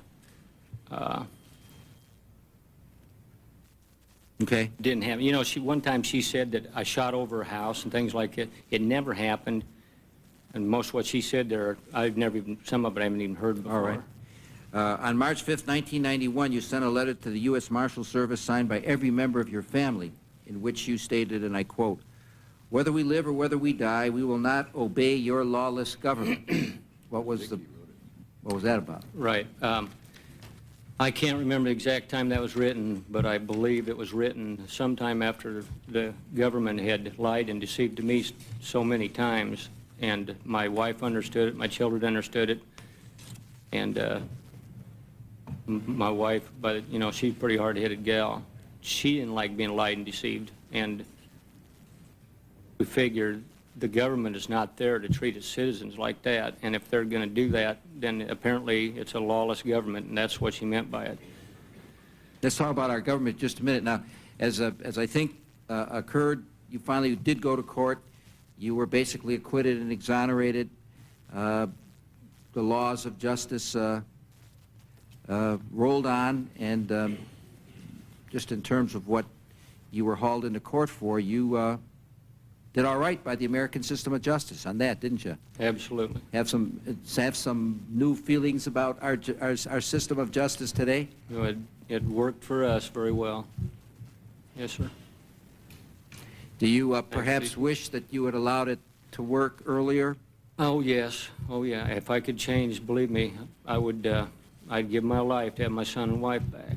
And had you allowed our system of justice to roll on earlier, as reprehensible as what occurred was, and we're here to talk about it, but had you allowed that system to roll on earlier, as most Americans do and are obligated to do, then justice would have been done by you.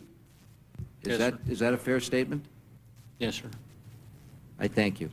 I thank you, Mr. Chairman. Thank you very much, Senator Cole. Senator from Tennessee, Senator Thompson. Thank you, Mr. Chairman. Mr. Weaver, I think one of the questions that people initially ask is what has already been asked, and that is why you didn't come on down and go to trial to start with. And you mentioned some things that I would just want to verify in painting the picture as to why you didn't, and why in turn it led to the confrontation and the tragedy that led to. As I understand it, it's your position that in the first place the government deceived you by entrapping you, Yes, by sir. encouraging you to commit a crime. Yes. As we all know, the government can give you an opportunity to commit a crime, and if you commit it, that's your fault and that's okay, but the government cannot encourage you to commit a crime when you do not otherwise have the propensity to do that. And what you're saying is over a period of 3 years, Yes, sir. they encouraged you to commit a crime. Yes, sir. And that crime was to saw off the barrel of a shotgun. Yes, sir. Let me ask you parenthetically, in your mind, why didn't it occur to you that these people you were selling these guns to could have sawed those barrels off just as easily as you could? Well, this Gus Magisano was not the type mechanically.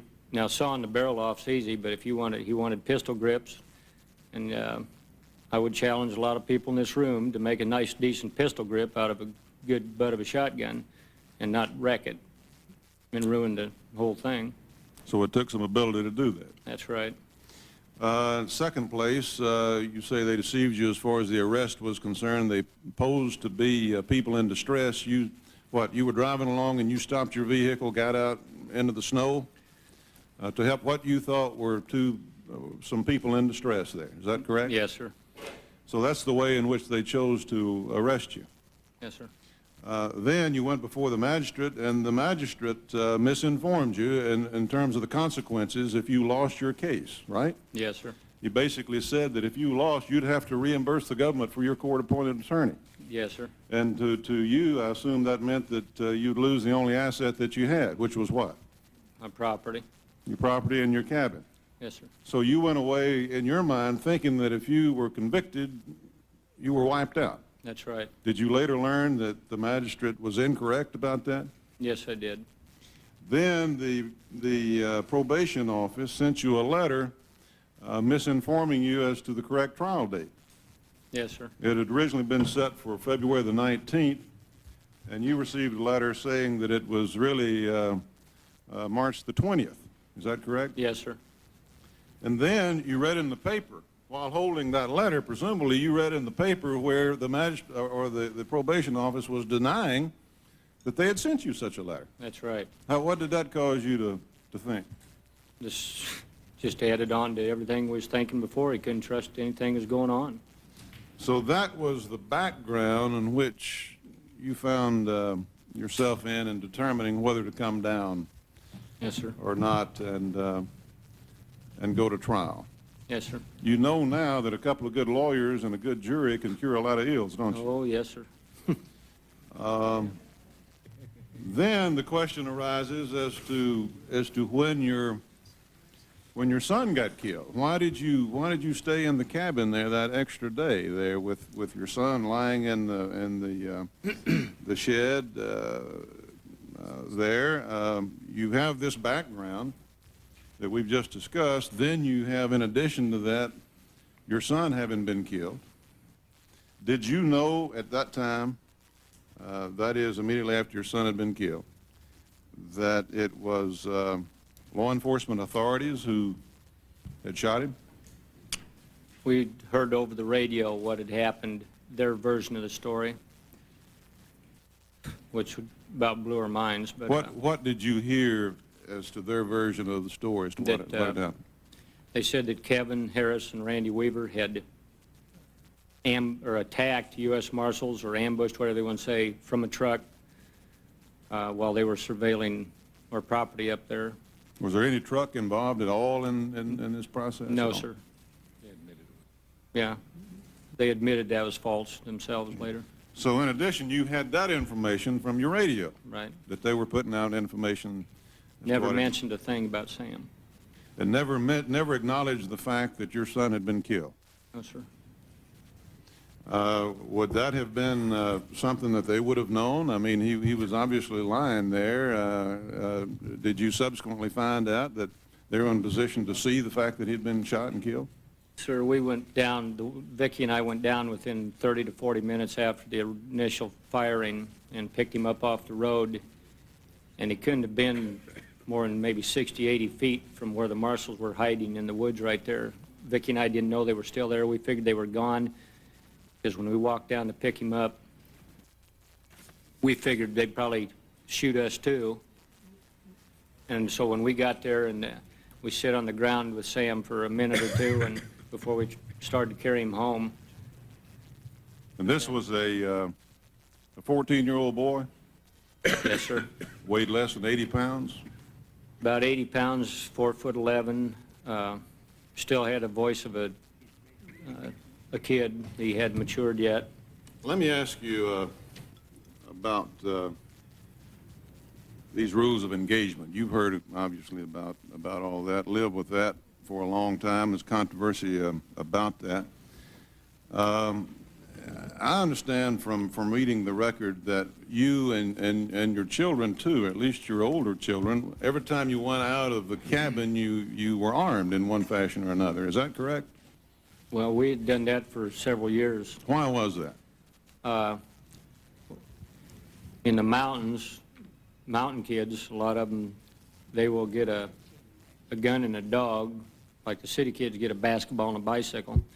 My children, I taught them, when they turned 8 years old, I taught them all how to use BB guns safely, how to use the sights, and they used a BB gun for 2 years and could practice with it whenever they wanted.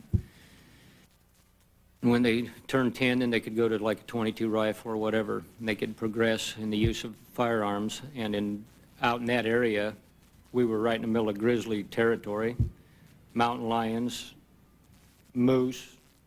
They're very dangerous animals. I always taught my kids, I always told them, I said, if a moose or a bear or anything acts like he wants to give you a hard time, never shoot him, because they'd never probably be able to kill him with what they had, but fire in the air, and the sound many times will scare the animal away, where if they was to shoot and wound the animal, he might just continue.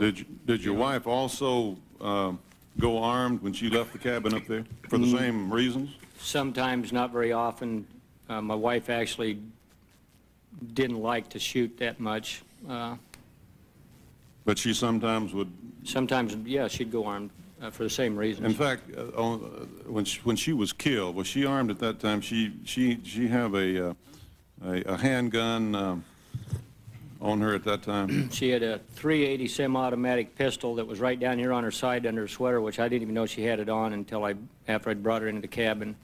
But she was used to packing a gun. When you go huckleberry picking out there and stuff like that, everybody packs a gun, as far as I know, when they do that. These, do you think they had you under surveillance for how long? Your cabin and your family? From what I understand, 18 months. 18 months. So they would have clearly known that practically every time you left the cabin, you were either armed or there was a good chance that you or your wife or your children would be armed one way or another, either a rifle or a handgun or a shotgun. Right. These rules of engagement say that if any, and there's some difference here as to what actually was applicable. We'll get into that later. At the time, whether it was pertained to adults or adult males, but says under the rules of engagement, if any adult was observed with a weapon prior to the surrender announcement, deadly force could and should be used if the shot could be taken without endangering the children. So I take it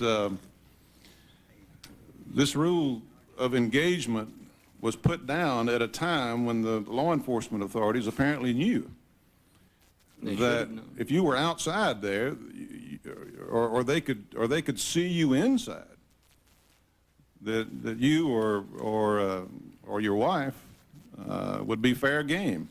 Is that Yes, right? Sir. Yes, sir.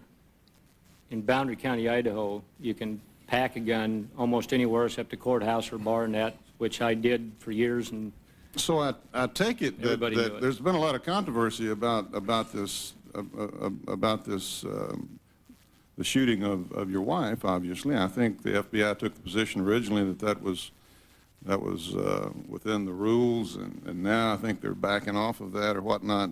And that it was a tragic accident and all of that. But if I understand the rules of engagement correctly, shooting her deliberately would have been perfectly permissible under these rules of engagement. Counsel, right. Can you verify that? Am I looking at that correctly?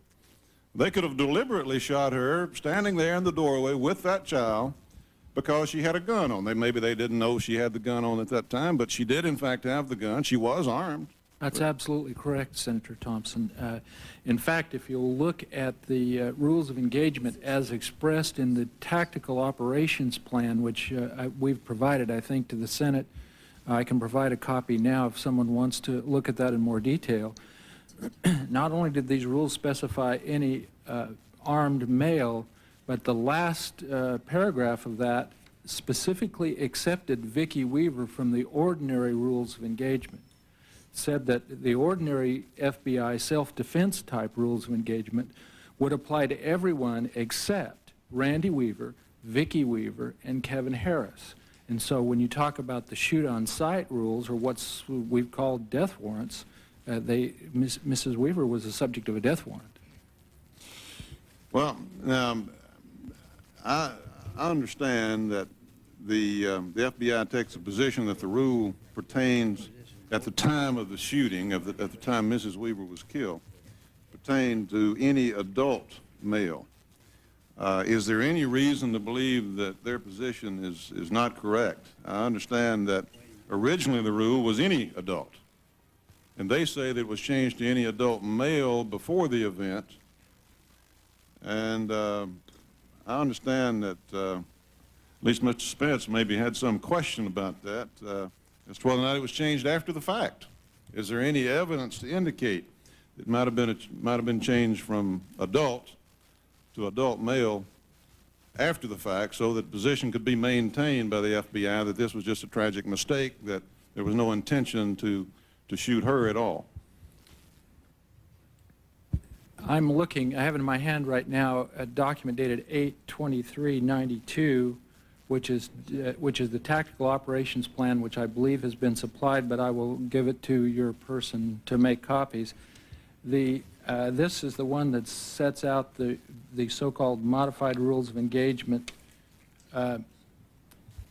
And let me just read it into the record if I could. It's item number 4 under G, rules of engagement, subpart A. If any adult in the compound is observed with a weapon after the surrender announcement is made, deadly force can and should be employed to neutralize the individual.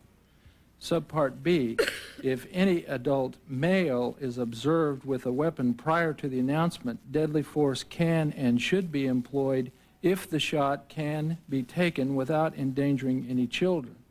Subpart C, if compromised by any animal, that animal should be eliminated. Subpart D, any subjects other than Randall Weaver, Vicky Weaver, Kevin Harris, presenting threats of death or grievous bodily harm, the FBI rules of deadly force are in effect. Deadly force can be utilized to present the death or grievous bodily injury to oneself or that of another. Now, we know that's the standard FBI policy, but Subpart D accepts Randall Weaver, Vicky Weaver, and Kevin Harris, and specifically Vicky Weaver is accepted. Now, this document speaks in grammatical tense as though it were written prior to the shootings, but it's dated the day after Mrs. Weaver was shot. My time is up. Thank you. Thank you very much, Senator Thompson. We've been joined by the distinguished President pro tempore of the Senate, Senator Thurman. And we yield to you at this time, Senator Thurman, for an opening statement. And I understand that you have just a few questions which you'd like to ask now. Senator Thurman has been occupied as the floor manager of the Defense Authorization Bill. And I've asked Senator Leahy if he would mind yielding to Senator Thurman to not only make his opening statement, but to ask that limited number of questions, and he's agreed, so the floor is yours, Senator. Of course, in fact, I might say, Mr. Chairman, that prior to his arriving, I think I was the most senior member here, but my seniority pales as compared to Senator Thurman's. Well, I said to Senator Leahy, the request has been made. It's really not optional. We always yield to Senator Thurman. Thank you very much, Mr. Chairman. Mr. Chairman, I want to commend you and Senator Cole for convening this hearing and for the subsequent hearing scheduled on the tragic events at Ruby Ridge. There are a number of unresolved questions concerning the actions of law enforcement and the police and the policies they followed at Ruby Ridge.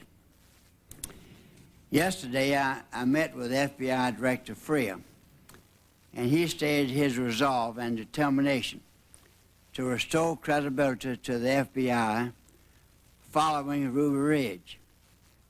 Even though Judge Freer was not FBI Director at the time of Ruby Ridge, he acknowledges responsibility to get to the bottom of this matter and has begun to take steps to ensure that there will be no more incidents as occurred at Ruby Ridge. Mr. Chairman, I can think of no reason surrounding this matter that would have justified the rules of engagement followed at Ruby Ridge by the FBI. There is an ongoing criminal probe covering adoption of the rules of engagement and the aftermath.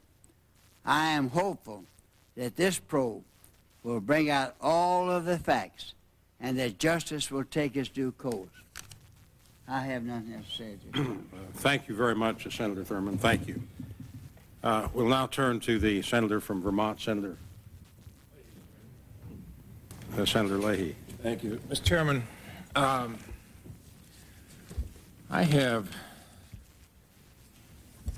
noticed a number of the questions that I might have asked have been answered, but I was struck, as I believe Senator Cole and others were, when you said at one point, Mr. Weaver, and I think I'm quoting you correctly, that you're totally and emotionally overwhelmed that this hearing is taking place. Would you elaborate on that? Tell me why you said that. Wasn't too long a time ago that I'd never believed this was going to happen. I could not believe it. I appreciate this very much. My family appreciates it. Many people in this country appreciate this, believe me. And In fact, I'll thank you for myself and them too if I can. In fact, Mr. Weaver, you have a situation where the jury found you were not guilty of the most serious charges brought against you, and obviously the jury listened to you and listened to the persuasive arguments of your attorneys. We now have an active criminal investigation ongoing into questions of obstruction of justice by people in the government. We have obvious public attention to the events about which you are testifying, these hearings. As you yourself have said, it gives you faith in your government. It seems to me it's almost ironic, had you had that faith to begin with, would it be safe to say perhaps none of this would have happened? Can I quote my dad? And he was quoting his dad. He said the government is just like a garden, and once in a while it needs to be weeded. You know, we've got citizens. There's good citizens, bad citizens, good people in government and bad ones. And hopefully this is going to help weed some of the bad from the good. You had a post office box that the court corresponded to you in. Was that your post office box? What was that again, sir? You had a post office. I'm trying to think. I'm trying to sort of walk the dog back a little bit here. You said you had a post office box that you got your mail in, and when you had the court matters, that's where the court mailed to you. Was that your own post office box? Our post office box is at Naples, Idaho, about 6 miles away. Yes, sir. Did you check it very often? I never checked it for 18 months. But that was where the court was supposed to contact you? Either that or by telephone, I guess. But did you have a telephone in your No, cabin? You spoke of the man who asked you to alter the shotguns, shorten the barrel, fix it with a pistol grip. You said after 3 years you needed money, so you went ahead, $700 for 2 shotguns. You had about $250 invested in them.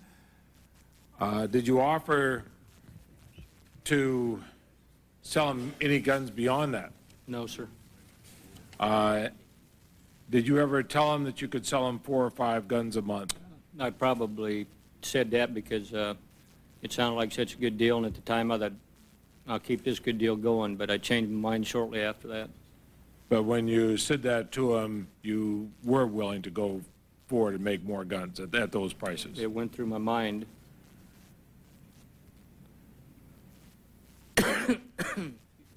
Now, did that remain in your mind until the time you started hearing rumors he might be a federal agent? I can't remember when I changed my mind, sir. Okay. But at the time, I was just interested in the $700 to get groceries for that week.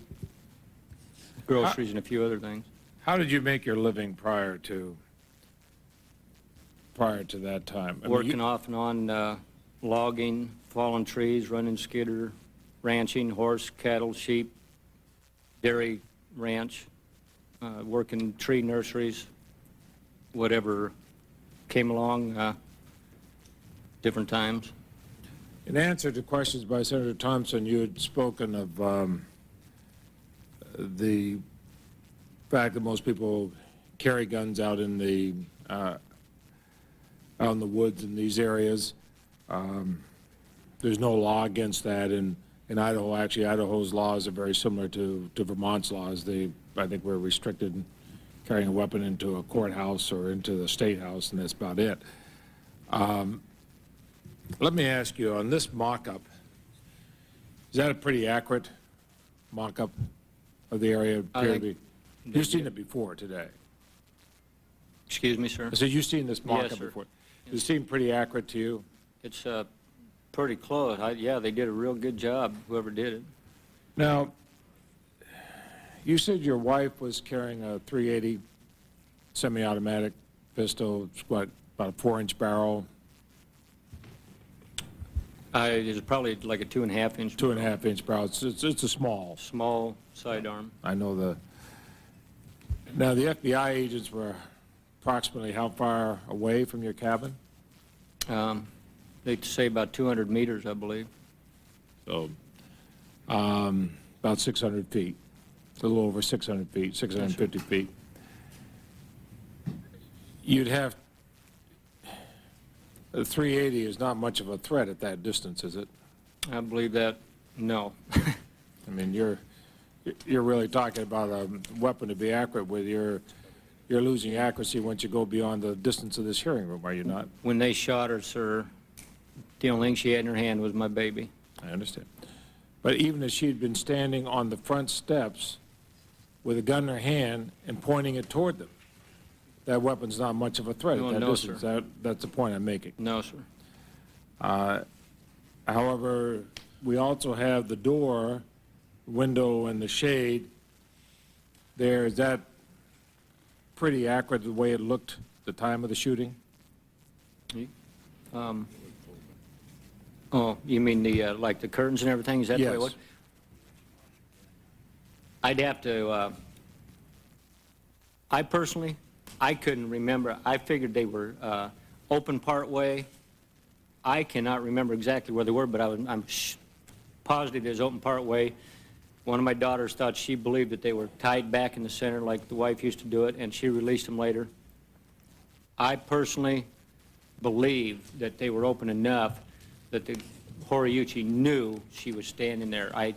I believe that without a doubt.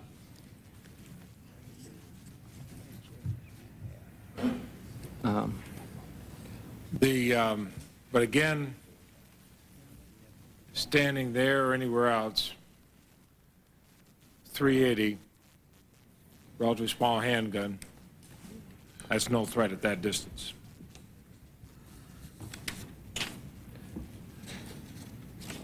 Let me ask you, when you said your children, your wife, yourself carried guns because of concern of animals.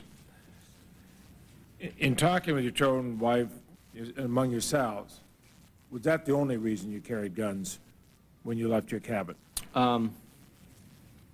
It was just a real habit that we had. It's just to this day, I believe that a man should be able to pack a weapon. I'm a gun advocate, but if I believe in self-defense.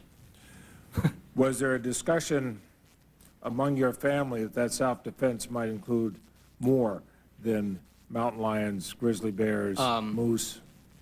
Only in the case of a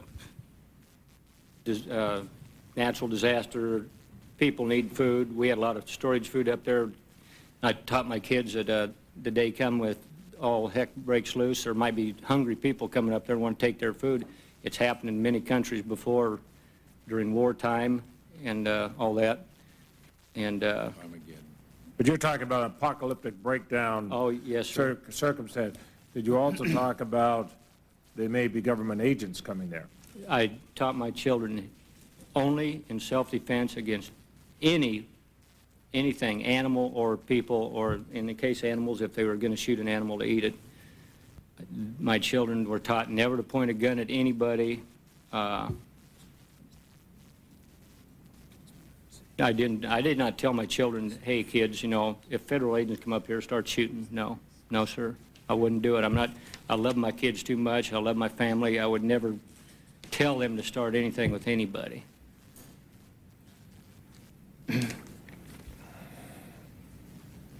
Mr. Weaver, would you be willing to demonstrate for us how you remembered the curtains were at the time of the shooting?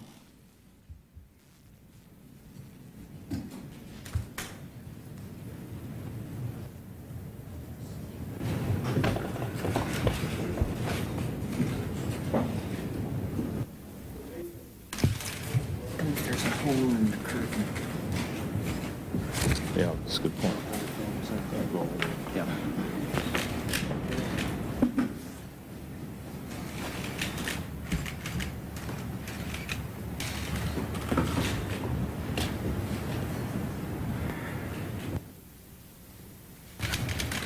possibly like that.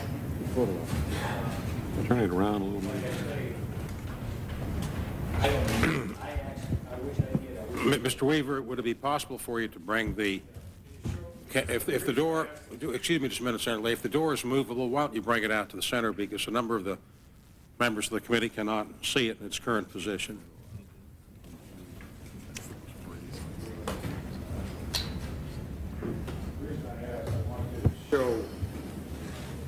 Show where you thought it was, but then I want you to show.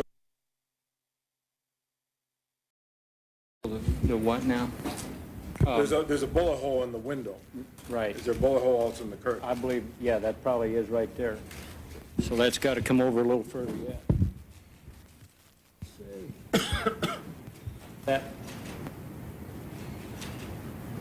That much, not a little more.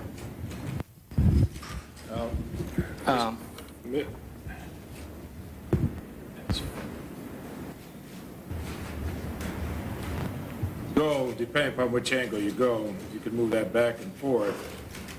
You could actually move that curtain a few inches either way, and it'd be in line. I see what you're with the saying. wall. If it was closed, would it even reflect the window, the hole in the window? What do you mean, sir, Well, reflect? Close it, close You have to- close the curtains. Oh, the closed, okay, Yeah. okay. I thought you meant the door Does that closed. appear to be even in line with the, does the hole in the curtain even appear to be in line? No, sir. From what I understand, and weekend or so ago when I was up there with ABC, the first time I got up to where they said the sniper was at, he was shooting straight through this door. And so that bullet hole, or that curtain where the hole is, had to be at least right there. Thank you. You're welcome. Thank you very much, Thank you, Mr. Senator Leahy. Senator Abraham? Thank you. Leahy's problem is he has no flair. Mr. Weaver, in reading your testimony and hearing you earlier, you indicated that if you obviously could do it again, you'd have made different choices. And Yes, sir. I think we all are confident you would have. And you also have indicated that you would, your hope today, at least, that one of the things our efforts here, this hearing and the follow-up hearings will produce is an end to these kinds of tragic outcomes. And that's, I think, in no small measure what our job is here. And we're going to be hearing later on from others in the law enforcement as to what they might be willing to do, what they've already begun to do, and so on. I guess I see my job here as trying to come up with some ideas, suggestions, and changes in the policies. And I think a number of the questions I was going to ask, actually, Senator Thompson has already touched on, because it does seem that the rules of engagement as described would have made it very difficult for any outcome to have been other than the one which happened. I guess my question, though, kind of goes to the other side of the situation in trying to find a different approach, and that is this. From the descriptions in your testimony and what I have read, you had basically made the decision not to come down from the mountain, not to submit yourself to arrest or the warrants that have been brought. I'm trying to determine what might have been an approach that, short of the agents, short of the marshals never coming to get you, that could have maybe been a better outcome. Obviously, we know shooting innocent people under any circumstance isn't acceptable, but was there some other, as you and your family talked this through and made these decisions, what had you decided? What had been sort of the conclusion you'd reached? I mean, if marshals in a very overt way, openly had come up and said, maybe made announcements, was there some circumstance that you had prepared for where you would have submitted yourself to the marshals? We were basically looking for a miracle. They asked me many times, what's going to take to solve this situation. I said, I want the ATF to admit that they set me up. I said I want my .22 pistol back, and I want the local sheriff to apologize for calling me paranoid and dangerous. sorry, you know, I never got a decent response from that. Plus also, we wanted the assurances that my children wouldn't be, my wife and my kids would not be messed with or broken apart, and my property stolen from us. They would have had nowhere to go other than back and leech off the relatives back home or whatever. We didn't want that. And by the time all this came about, sir, we had been deceived and lied to so many times. We were looking for a miracle. I was looking for Jesus Christ to walk in and solve the situation, because at that time he's the only one I would have believed in.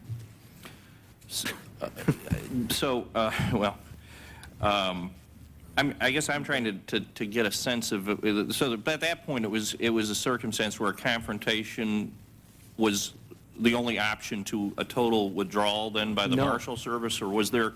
How were you conveying this, your position? Yeah. If they would have told us and convinced us that my wife and children would have been all right and we wouldn't have lost the property, anyone come up there and confront me face to face with common sense and tell me that and straight up forward, I think we could have resolved it very easily. And you had conveyed that to through your lawyer, or in some way to the... Different people come up to visit us, and they would bring us food and just come visit, and the kids would play and all that, and they'd say that marshals would stop them and talk to them down below and all that, and that's what we would send back and tell them. And so there was, so that was sort of the word you set back, but there was never an effort on the part of the Marshal Service to directly negotiate with you, is that correct? They said the only thing they could do is arrest me and take me to court and let the court decide. And I can't remember where I heard it now. I heard it through the grapevine or whatever, that the attorney they'd assigned to me had told me, or I can't remember if it was in a letter or what it was, said that this is no more serious than a traffic violation. And by the time all this is going on, I'm going, really? I mean, if you get arrested for a traffic violation, they want you to go and snitch on other people, lie and deceive them. They want you to, they're going to take your property from you if you lose your case in court. Things didn't make sense to me at all. Did you ever communicate with your court-appointed lawyer about the issue of his payment? Not directly. I know that it's in your statement that you were told that your bond money was going to have to be used you were going to have to pay that if you were convicted to pay the lawyer, but you never asked the lawyer. No, sir. Okay. I guess then I go back to the first question I began with. In other words, at the stage when you were more or less under siege, in your mind, you would have submitted yourself to arrest if someone had conveyed to you that the government would not take away your property and essentially leave your children without protection or support. Is that right? If the local sheriff and the deputies, they all knew my family. Mm-hmm. If Bruce Whitaker, the local sheriff at the time, would have come up to my door and said, "Weaver, come on, we're going down," I knew Bruce Whitaker. I would have gone with Bruce Whitaker. He didn't have the courage to do that. And one time he told the feds that they should back off and he would arrest me later, but then later on he said some statements that he was lying about me. I didn't know where Bruce Whitaker stood either by the time it was all said and done, but I know that he never did just come up and say, "Come on, Weaver, I got a warrant for your arrest, let's go." So if the sheriff had come to try to apprehend you, you would have gone without any confrontation? Yes, sir. Did you ever convey to anybody that was a circumstance under which you would have been willing to I ran for sheriff in 1988, and I said that the local sheriff knows the people, knows the situation. He's there to do the job. If someone breaks the law, he has the courage to go and do what he has to do. They knew how I thought and felt, and to this day I think and feel that way. You ran for sheriff, you said? Yes, sir. But during the point under which, after you had been initially arrested and after you had missed your trial date, there was nobody, I mean, on either side, either your side or on the side of the marshals, whoever negotiated the issue of whether or not Sheriff Whitaker was willing or able or available to try to help bring about a peaceful resolution of this. Is that correct?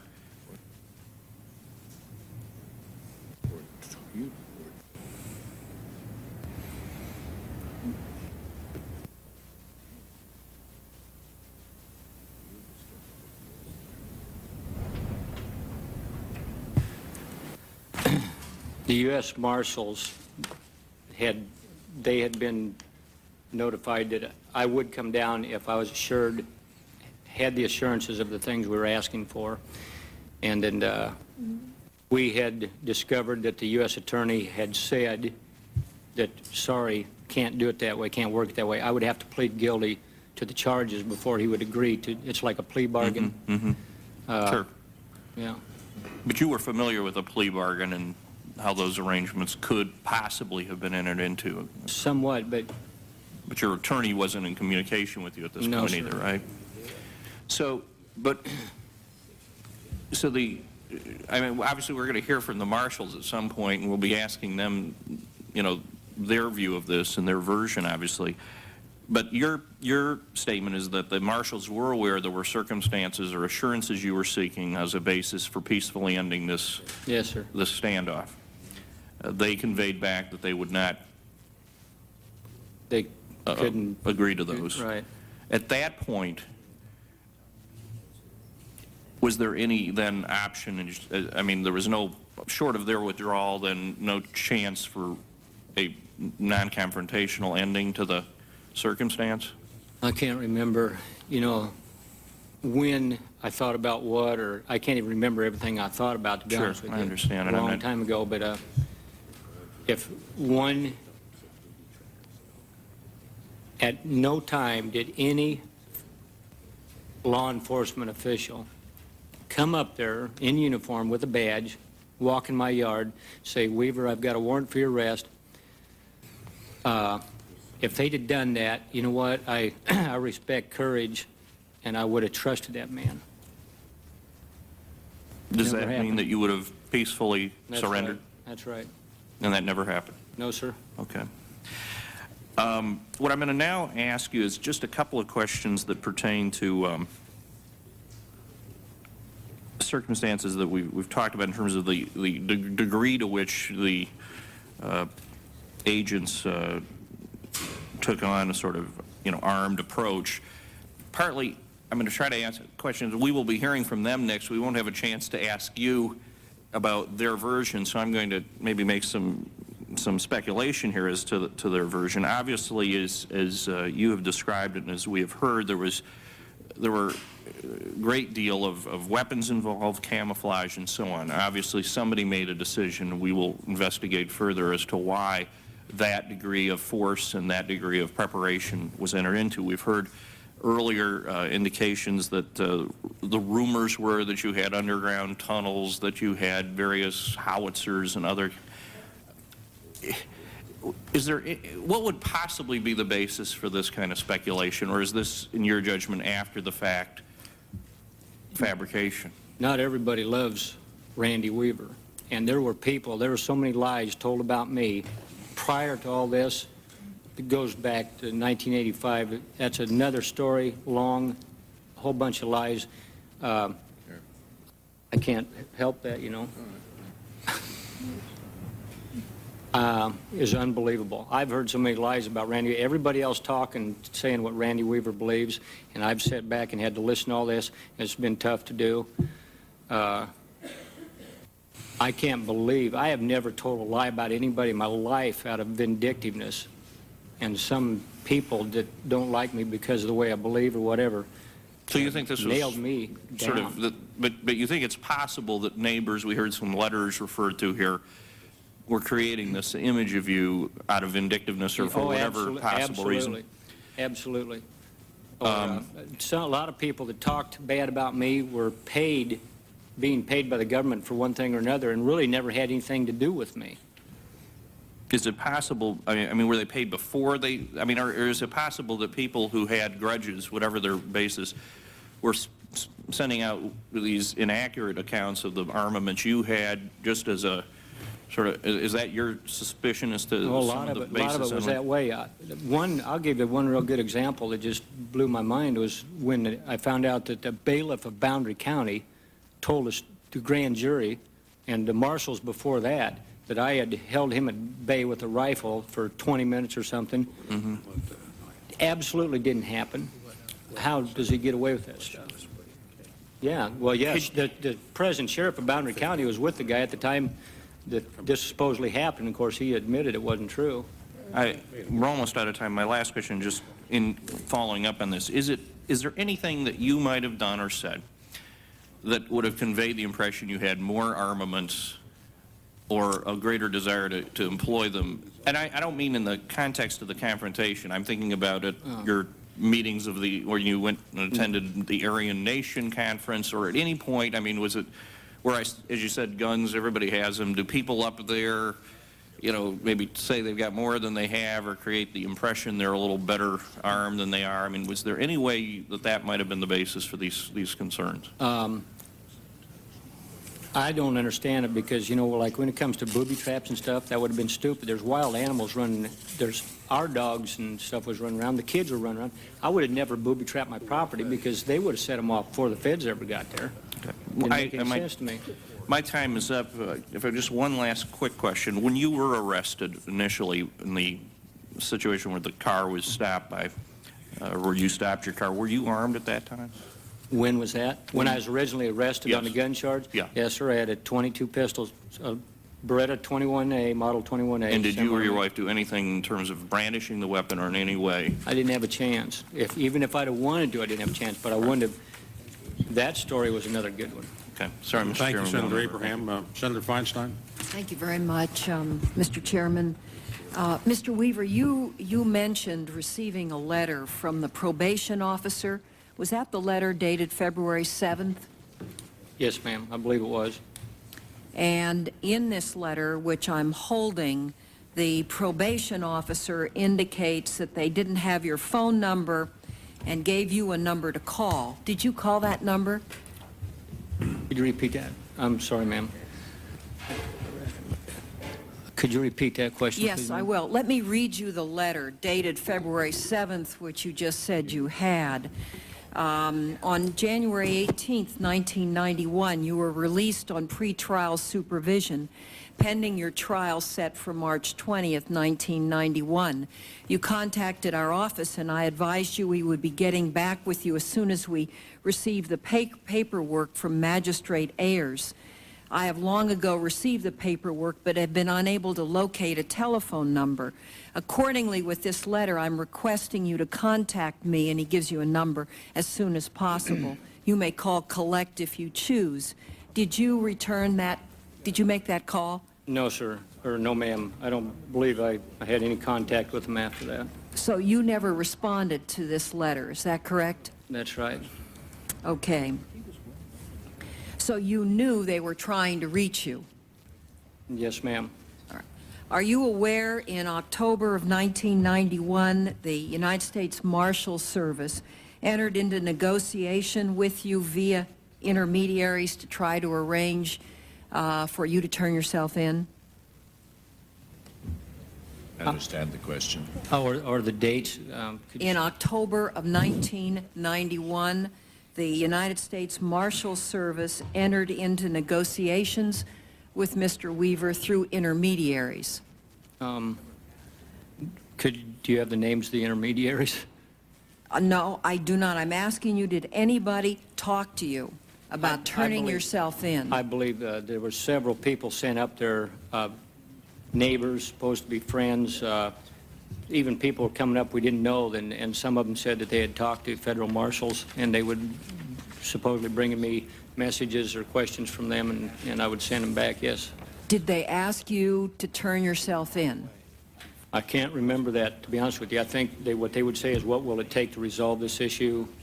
Questions like that. And what did you tell them? I said I wanted assurances that my family would be okay, the property would stay there.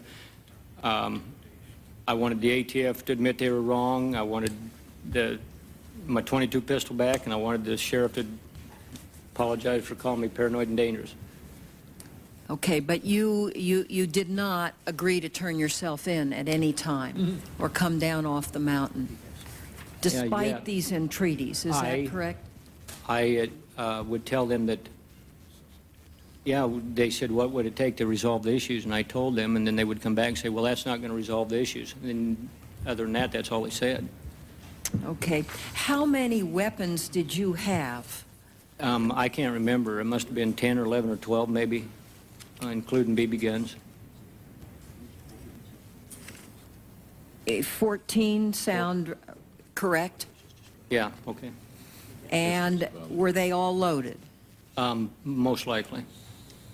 And how many rounds of ammunition did you have in your home? I'm going to guess, I've seen different reports. Personally, I'm going to guess between up to maybe 20,000 rounds, and half that was .22 ammunition that I believe an undercover agent gave to me. Lots of .22 ammunition. So 20,000 rounds of ammunition? Approximately. And all of the weapons were loaded? Yes, ma'am. And did you have any explosive materials? The only thing explosive would have been, I had some blasting caps that had been given to me by a guy that I barely knew, and I can't remember. This must have been, was very shortly prior to my arrest on the original gun charge. He gave me about 4 or 5 or 6 blasting caps. That's the only explosives I had. And did you, on how many occasions did you sell weapons? I couldn't even remember, ma'am. Over the years, buy, sell, and trade weapons, all legal. Hundreds or dozens or? At least, probably close, up to 100, I'll say. Up to 100. And did you know it was illegal to sell sawed-off shotguns? Figured, without a permit, yes. And you were aware of the fact that you were illegally in possession of these weapons? Yes, ma'am. Okay. Did your children actually wear Nazi armbands and shout Nazi slogans at neighbors? I don't remember my children ever wearing a Nazi armband. I would have to say no to that. And I had never heard them yell any slogans at any neighbors. When we drove the kids past the neighbors or around the neighbors, and we knew they were mad at each other, we just said, be cool, be calm. Now, if my children were down there taunting the neighbors at any time, I'll have to take their word for that. But I know that the neighbors had it in for my children for a long time and had taunted them too. Did you possess Nazi armbands? I did not know. Did Never. you possess any Nazi swastikas?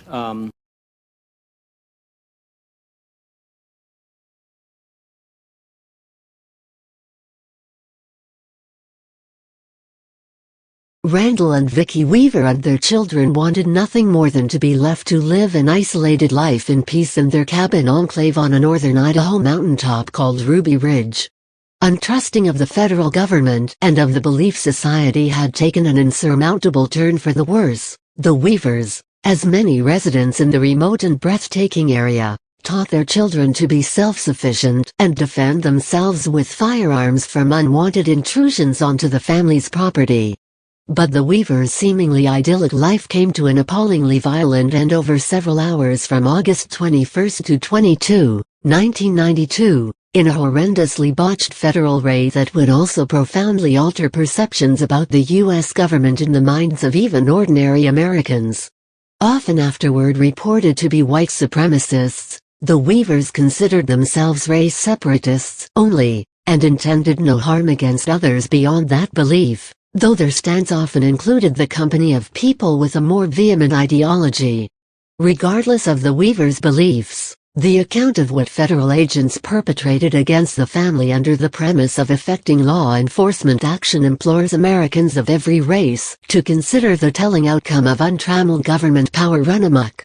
In 1989, Randall "Randy" Weaver came under the scrutiny of federal agents intent on infiltrating sometimes violent white supremacist organizations like the Aryan Nations, and eventually wound up charged for selling 2 illegal sawed-off shotguns to an undercover agent with the Bureau of Alcohol, Tobacco and Firearms, now also explosives, ATF. Weaver, notably, claimed he had been set up, thus flatly refusing the government's offer to drop the charges if he would turn informant, feeding the feds information about various Aryan Nations members, and was indicted in December the following year.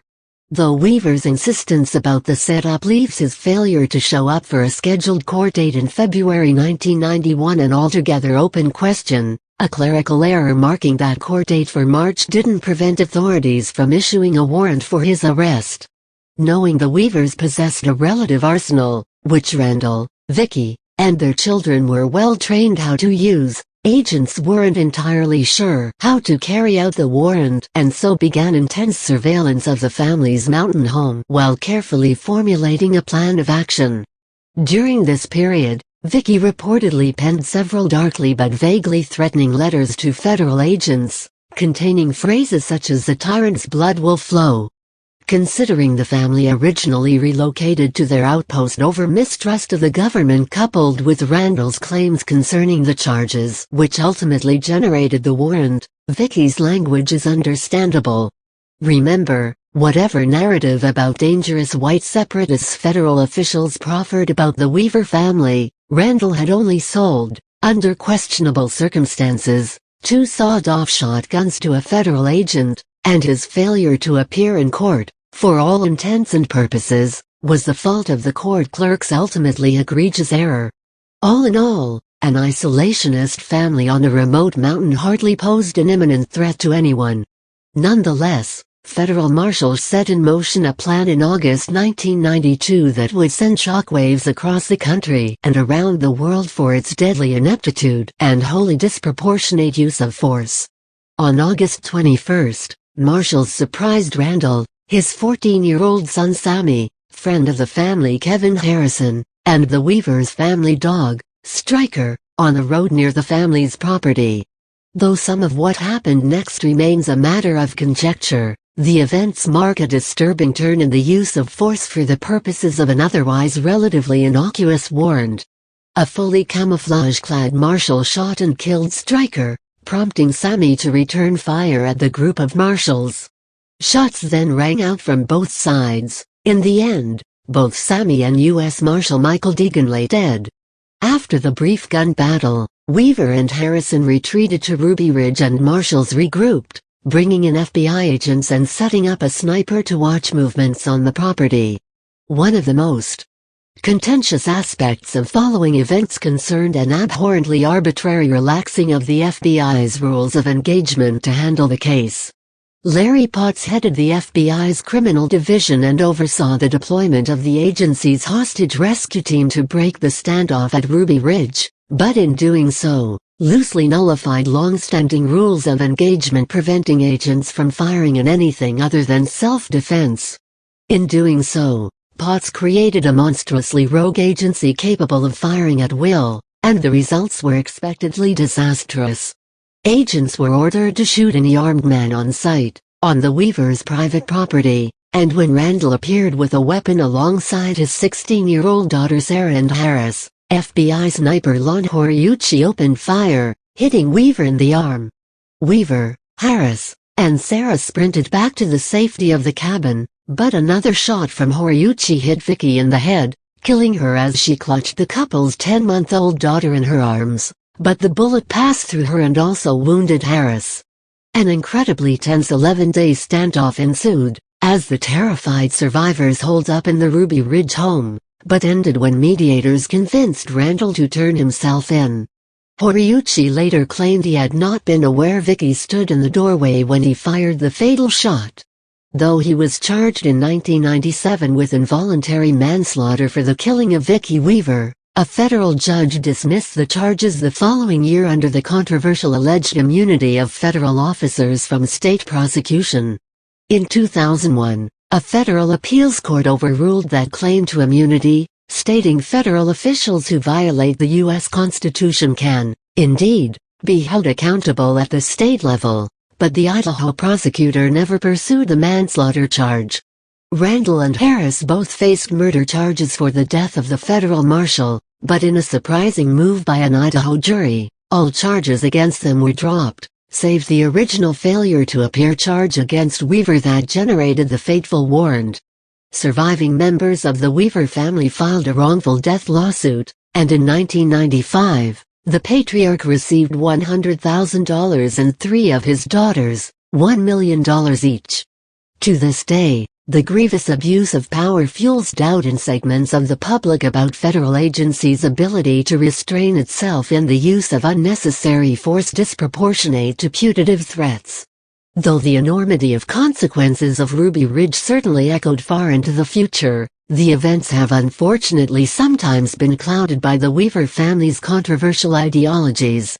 But those beliefs, as the families of countless other victims of a growing epidemic of state violence can attest, are of little consequence when the government acts with reckless impunity against a wide range of people from grossly different backgrounds. Agents participating in and overseeing the siege of Ruby Ridge forced a sweeping internal investigation and concurrent re-evaluation of policy, particularly due to the removal of imperative rules of engagement meant to protect civilians from the exact massacre that took place there. And as is widely known, when the government receives the green light to abandon strictures protecting the public one time, it's virtually guaranteed to happen again. As testament to this, the deadly and terroristic siege in Waco, Texas, by federal agents occurred shortly after the incident at Ruby Ridge. On the 20th anniversary of her mother's and brother's murder by agents of the government, Sarah Weaver poignantly recalled the harrowing details of her experience in an interview with the Associated Press, though she noted her father refuses to do the same. Losing her mother, who was indeed unarmed when she was killed, has been the most difficult aspect for Sarah to come to terms with. "We miss her terribly," Sarah lamented. "It never goes away." Despite the unprecedented mishandling, the payout to the surviving Weaver family, and the storm of debate and controversy ensuing from the incident at Ruby Ridge, the government has never fully admitted any wrongdoing in the case. Read more at http://thefreethoughtproject.com/Ruby